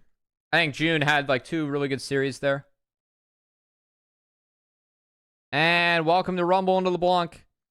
Again, like I think the Rumble pick, like at least to our top lane, we have some more levels to us, but you're so vulnerable to LeBlanc on side. So I think knowing that, like for me, there was already in the scouting report for Fnatic that they play sides. Like I think playing stuff like TF Talia, really abusable as Rumble. Like you're just built to like pick that shit later on. With some of the comps that Fnatic's been running, and Camille LeBlanc, definitely something that can really abuse Rumble. So, and Tien yet a little bit late to a play. His tempo's been kind of nuked this game. So Fan doing a nice job.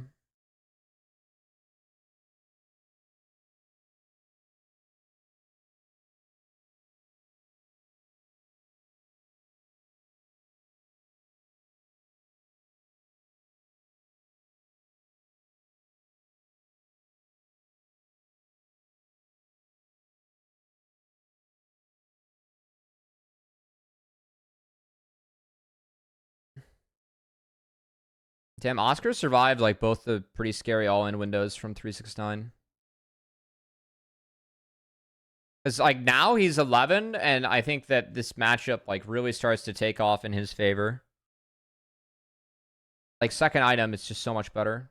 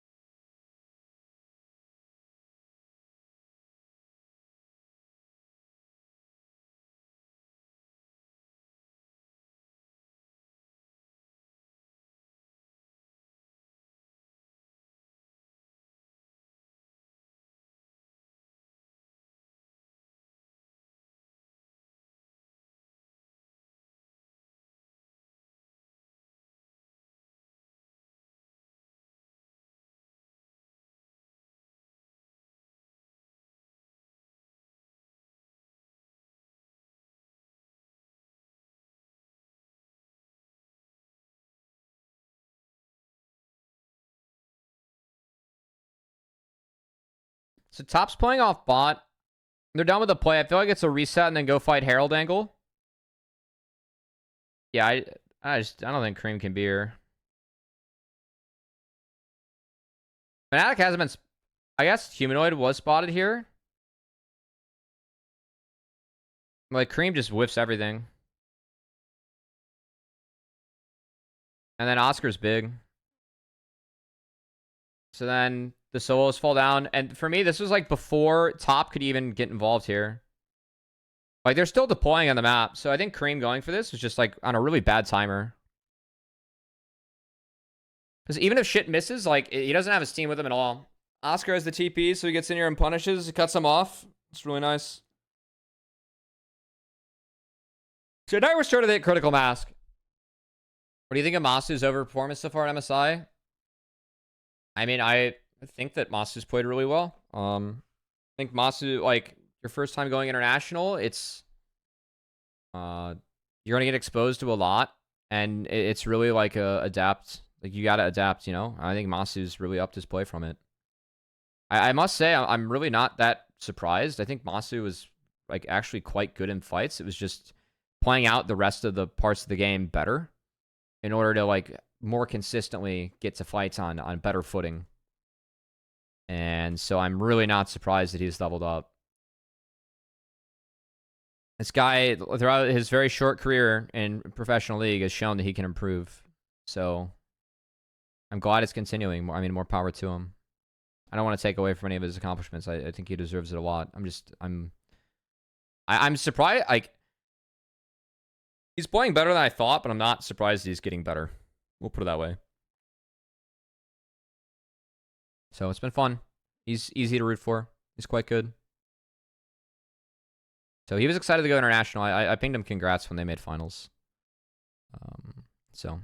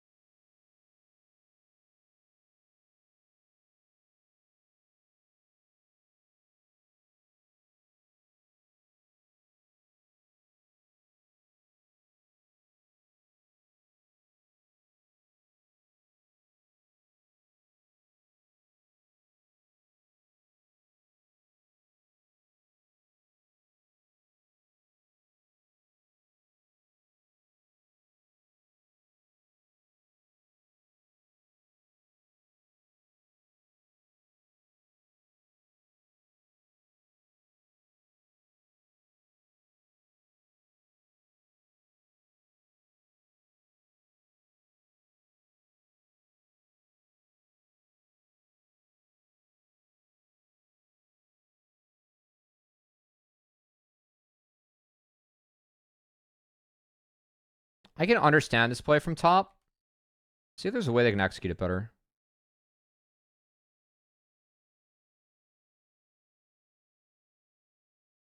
I think Cream needs to hold the charm until Tien's prepping the 3 Talon Strike. So if Cream holds the charm to chain it with the 3 Talon Strike, because you guarantee the knockup, I think this is doable. Nice save, though, from June and Oscar.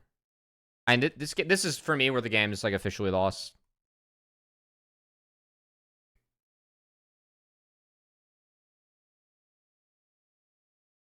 Yeah, this is a good album.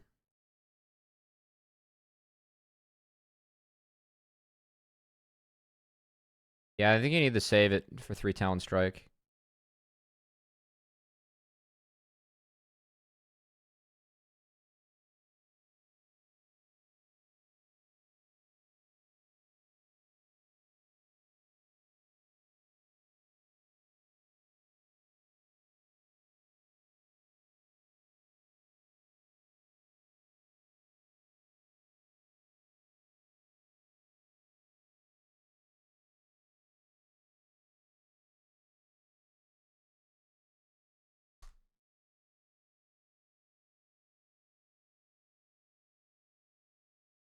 This is one overreach the fan had. And they have both sides in deep. Oh, yeah. Razork. I think I didn't see this until replay. So I'm going to go off this on replay. I mean, we just sense it when we can't send it, you know?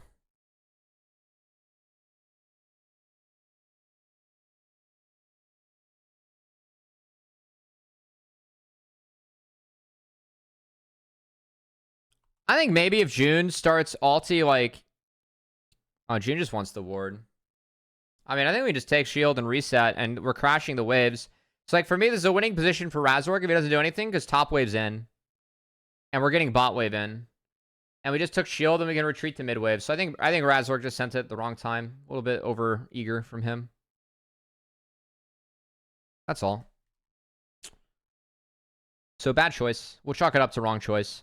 I think Fnatic had a winning game state, and Razork going in there, like, kind of breaks it. He got shield. You can wait for your next turn to try and make a play. And then you'll actually have to collapse your solo laners, too, who are still prepping the waves to make sure they got in.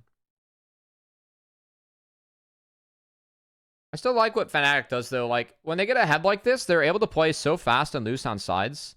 Like, they have so much reach. The power of Camille and LeBlanc in these long lanes is just absurd compared to what TES has. I think Fnatic actually has like a decent idea about how to play it and how to punish it, which is I quite appreciate. We don't usually, like, right now with how strong dragons are, we don't really see sides being prioritized because you always have to fight for the dragons. But the fact that I've seen a lot of grub priority come down is quite interesting to me.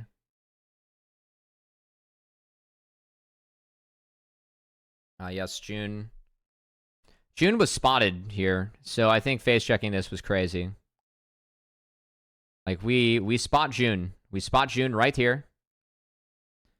And we walked in. Really nice ult from June. So that fight is over before, like, pretty much once June presses R. Health bars are way too good for Fnatic. We get out of here with the Drake.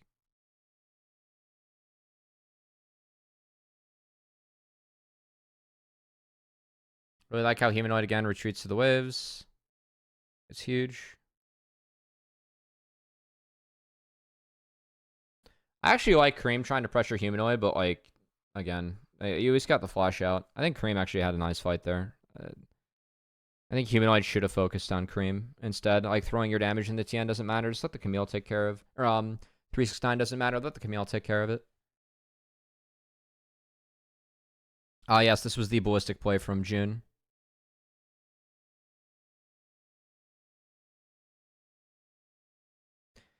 This was the ballistic play. I mean, Razork did take away Jackie Sums earlier in that skirmish, so I guess Razork was strategically inting for this moment. This was so good from June.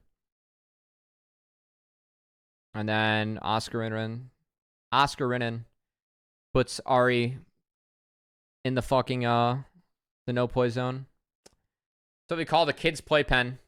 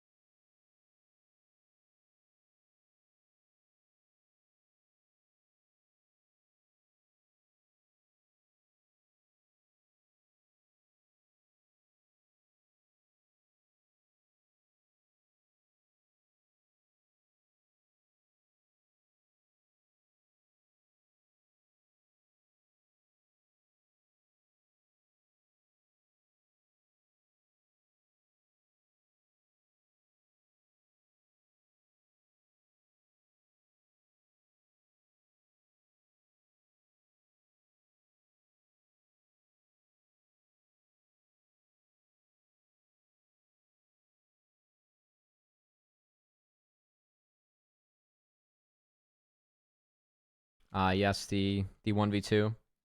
Camille. He's got Sterex. Pretty nice. I think the alt came out, like, I want to say the alt came out, like, the play came out a little bit early from top in 369. I feel like 369 could use a little bit more of his health bar before he pressed R.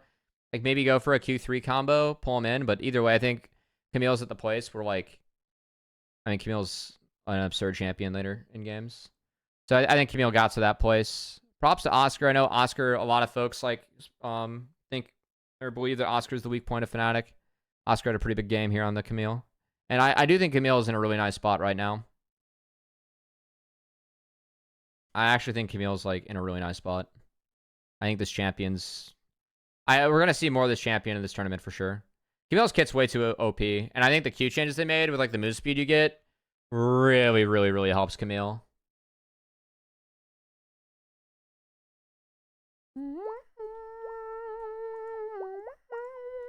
Really nice game from Fnatic. Okay, game 3. Last game of the day. Our stream's done early. I gotta say, my plan after this, I'm gonna work out. I gotta work out. I can't run outside, but we'll run on the elliptical. It's gonna feel really nice. Oh. It's been a long day. It's gonna be longer tomorrow. We gotta get up early again. So the workout's important. We're gonna sleep good. I gotta stay up for the matches tonight too. I think Fnatic Gam, we'll see if I make it through that one. I kind of expect Fnatic to smash, but I still think Gam's kind of fake. But they did earn their win yesterday. Okay. Here we go. Triple marksman comp. With a Maokai Renekton to hold the door. 369 Renekton is legendary. I think Triss Maokai is something that I think LPL teams play really well. The Triss Maokai and the Jace Maokai. Yes, my schedule is messed up for MSI right now. What's up, Lucian? Good to see you. So we have Varus first pick. We're still taking away ADs. This time, though, we take away the Lucian instead of the Varus. So we give Jackula the Varus. And then it's Maokai Triss. So already, like, we're showing... We're going to have poke Varus into Xayah Rakan. And this late game is unbeatable, like, given what's already showing. Like, Xayah, for me, doesn't interact well in the Triss later on in the game. You have to win early. And Triss is going to be accelerated in the solo lane compared to what Xayah is going to be at. We have Talia being picked into Triss to try and shut it down. And Sejuani only has one melee to play with Zac. Zac's taken into Renekton, which was quite interesting to me. I don't know what fits here. I feel like we just take Ornn. Yeah, I think Ornn here is the pick instead of Zac. You have a little bit more of a consistent lane. Or you can take Craggy. I think tank Craggy's fine here. You have, like, ways to slow down the triple marksman and also displace them. Like, the only thing that could stop Zac here when Eing in is Buster Shot or a really well-timed Maokai Q. But even that's, like, a little bit goofy. I think Ornn, we have... Like, we still lose the lane. I think the power curve's better for Ornn, though. It hits a little bit earlier. And I actually prefer Ornhorn to Zac interrupting all this. I feel like Ornn can buy more space, CC. If anything, though, like, I think the big thing for me is I don't get the Sedge pick from Razork. I kind of want to fight her into this. Like, I would have been down with Lee Sin. I'm going to be real. I think Razork or Oscar needs to pick a carry here. Also, like, we can just have Oscar... I know Camille is losing, but, like, play fucking Jax. I know that Jax got changes, but you can at least side lane later on into this. I think we're opting into fighting into a double marksman comp that is going to hit critical mass. So I thought Fnatic's strength is actually playing through sides so far, and they kind of sacked that. I think they're scared to play TF here, too, which is definitely a viable pick. Like, I think a different jungler with TF would have been quite good. So, yeah, I think it's a little bit of an awkward draft here for me from Fnatic, but continuing.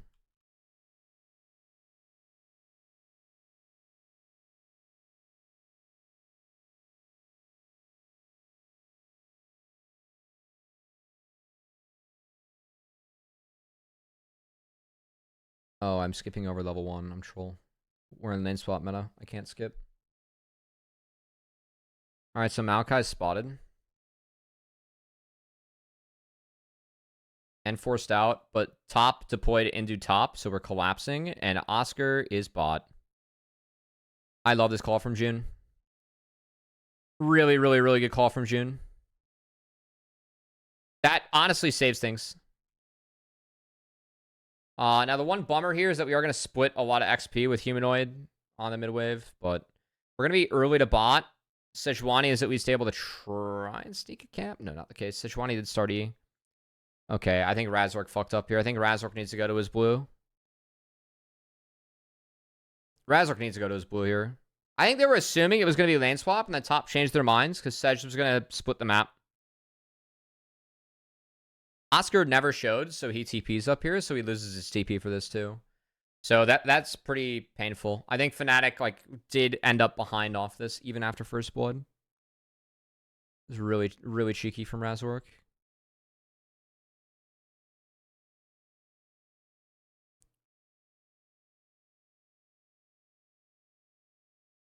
Yeah, he can't win. Also, bot had sums, so if bot doesn't have sums here, I actually think it's quite good, but I think his bot lane is just miles behind off this.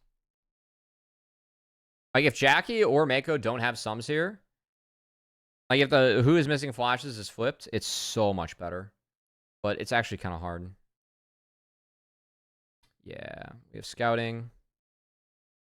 Tian can just brute force here. So again, like, if Razork picked a different quadrant of the jungle to start in, I think things get a lot better. But instead, he gets absolutely brute forced out.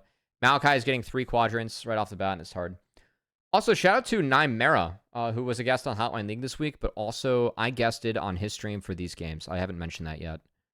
It was a lot of fun. It was with him and his brother Sam, or Initialize, who also is a play-by-play caster there.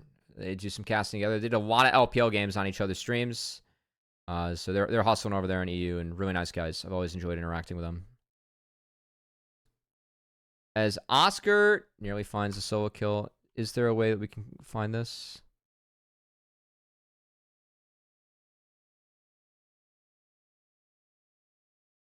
Not really. I think that was his window.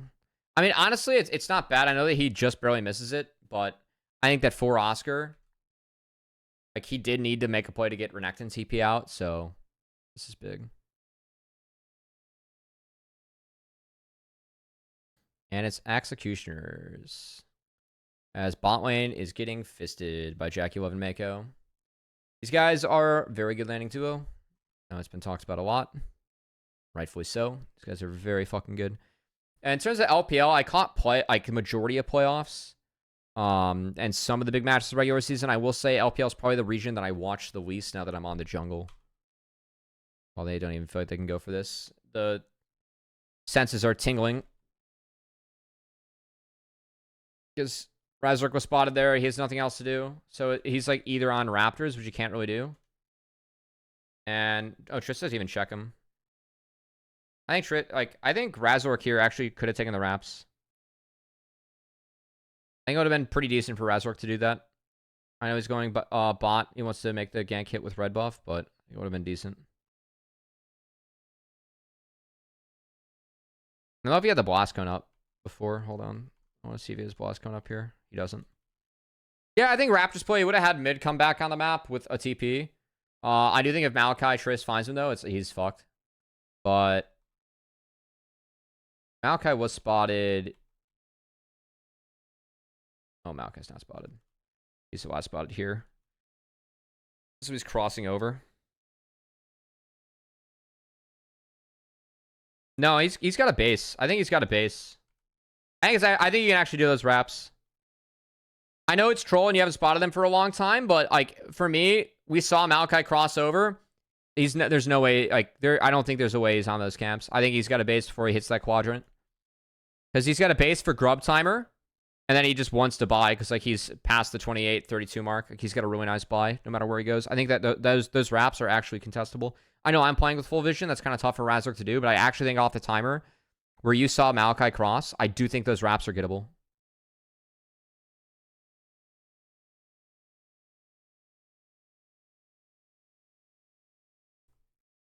This wall from Humanoid was a little bit tragic. He's also chunked out. And Jackie Love goes off this fight. So watch this fight from Jackie Love's perspective. The slow in the choke. And then we're continuously autoing. Big empowered Q. And then everyone dies. This game's fucked for Fnatic already. Really hard game for Fnatic.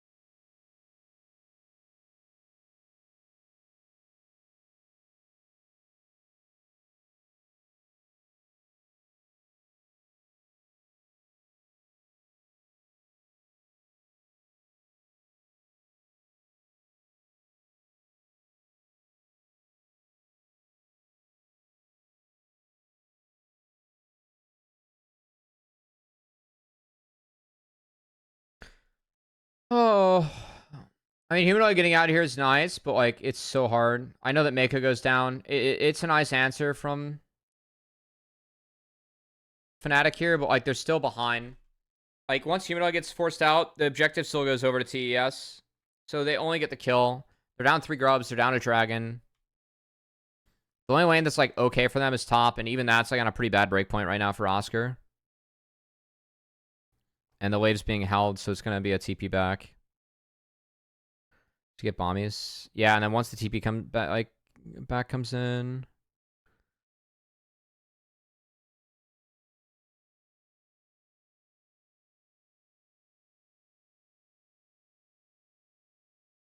Why does TN stick around here? Like he just saw the camps are down. I don't know why he wraps back this way. Like, he's not spotted because there's a ward behind him. So Fnatic has info that he crosses now. And then he fucking Alright, TN moment. This happened. I mean, yeah, that's bad. That's bad. TN is very good. Sometimes TN is not so good. Really nice jump here from Cream. The W's down from Humanoid. He went fishing. Cream does the math here. He knows. Well played. Jump back into the lane. He's got a cannon. Nice. Very well played by Cream. And he's getting away from Sedge while this is going on. That's really big. Cream had a really nice game this game.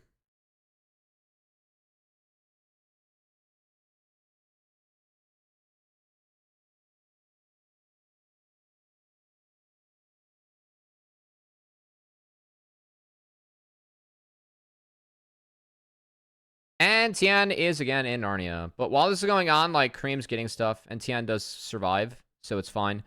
It's just Grub's being denied by Fnatic. And I feel like because Renekton spots Sedge here, it just opens all this up. Maybe there's a world here. I'm wondering if there's a world where Oscar... Like, oh, okay. Oscar can't fight this lane anymore.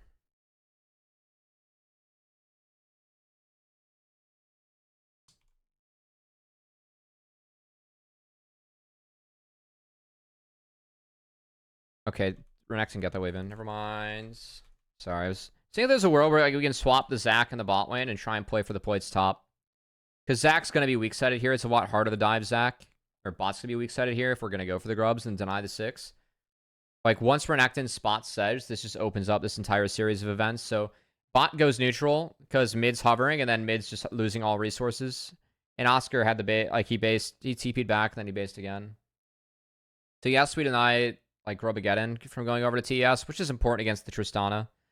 Like, Trist is going to have side lane pressure for sure. But our bot, like, we lose. I think we lose a lot more for it. Trist gets a lot of important free time mid. Bot gets forced away again, so Noah's down heavy. It's hard.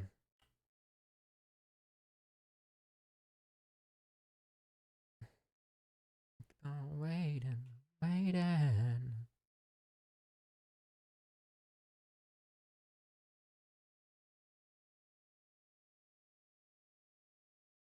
Unlucky. I think if June's in range, I don't think it's doable. I think it's just a poor call from Razork. So at this point, Fnatic's, they get outscaled this game, and I think that the top comp, like, they haven't hit critical mass by any means yet, but it's hard. Now it's really fucking hard. Bum bum bum bum. Boom.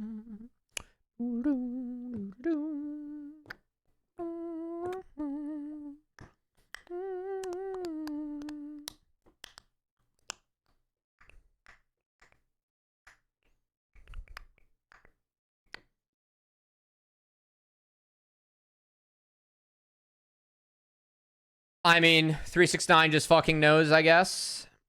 Like, he's strong this game, and he just knows that he hits that.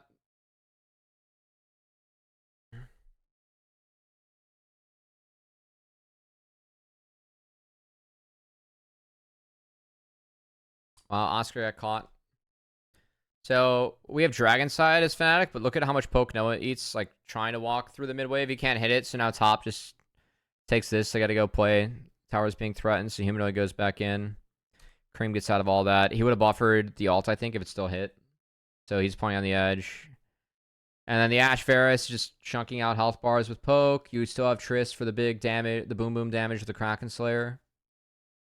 We didn't talk about the fact that this is a little bit of a heavy magic damage team. Or lack of magic damage coming out from top esports, my bad.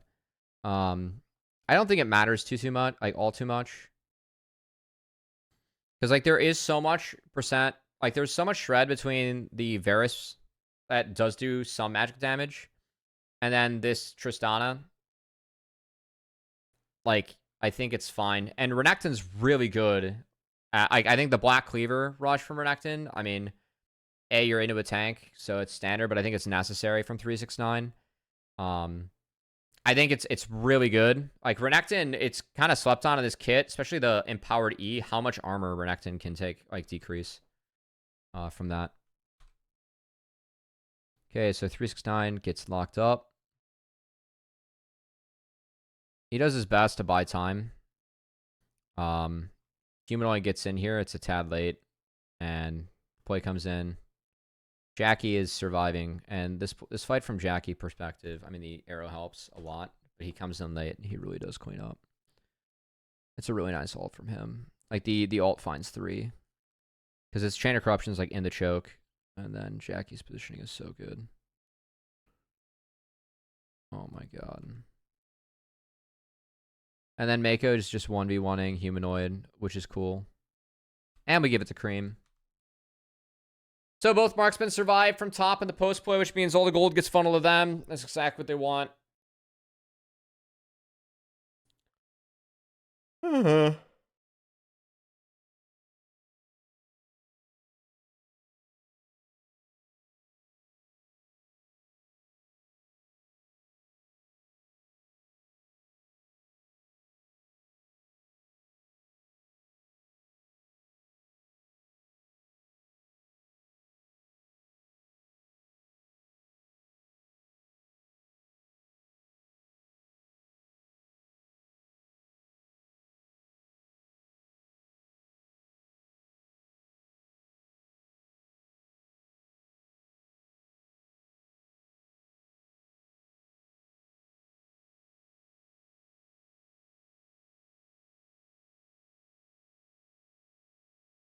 So, I mean, the 7k Goldie, when you have this comp as top, it's really hard to break here for Fnatic. I think the level 1 actually delayed their start a lot, even if they got first blood on the 4v5 off quite a good play from June. And then Noah just got blasted and starved. This team does love their Xayah Rakan, but I don't know how many lanes they faced, like Jaculov, Mako, Varus Ashe, which is pretty damn good.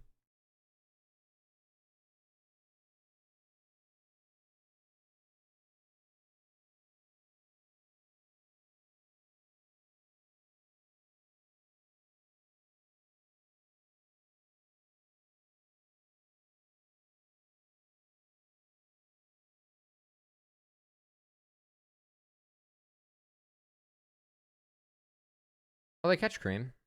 And this is the nice part. Like, Zac still has reach on sides. Like, I feel like Zac Talia, maybe that's why they go with the Zac here, even though I don't love it, is like they still do keep a way to find reach on sides, which I think Fnatic's doing quite well. And then this is where Humanoid cancels the TP to his own death.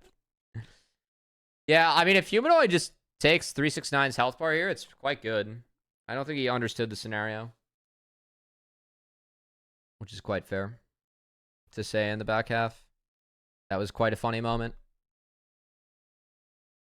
All right, 369 goes in there and they get him. There's actually a world where Fnatic maybe gets access to Baron. Or like with Tristana down and Maokai down. I mean, or Renekton down. I think Renekton would go down.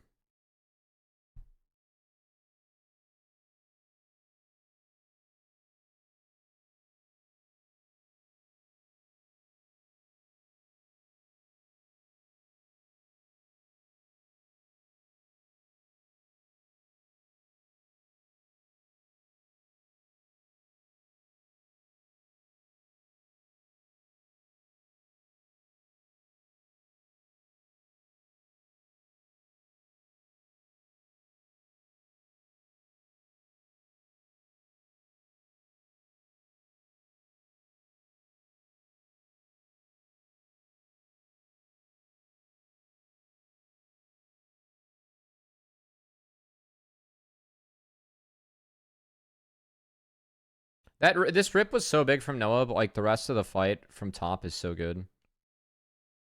I really appreciate how top find their way in here. And like this is really good from TN. I didn't know how tricky this is. I think Humanoid, like, maybe Humanoid can check this brush with Q where the control wards drops, then we can control ward this. So like maybe we check this with Humanoid Q as he walks in. But he's been getting feasted upon by Renekton. But like, I mean, Tien, I think we know that Tien's right there. Fnatic doesn't though. And then Humanoid gets fucking mauled again by 369. Razork gets forced out. And Razork's 1 HP, so that's all they need to start Baron.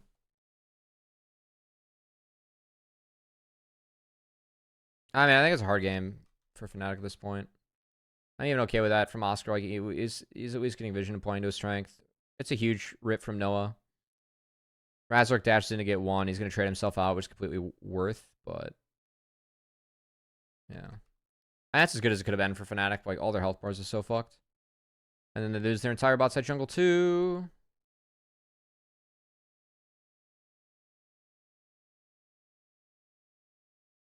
Tien flashes, Jackula flashes. And then Noah gets... Noah's got nothing up. So someone's got to tank this for Noah. But, yeah.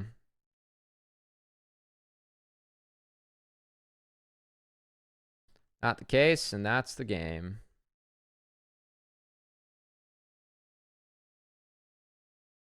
All right. Guys, thanks for tuning in to MSI VoD Reviews Day 3. It's been fun. We will see you guys tomorrow for Day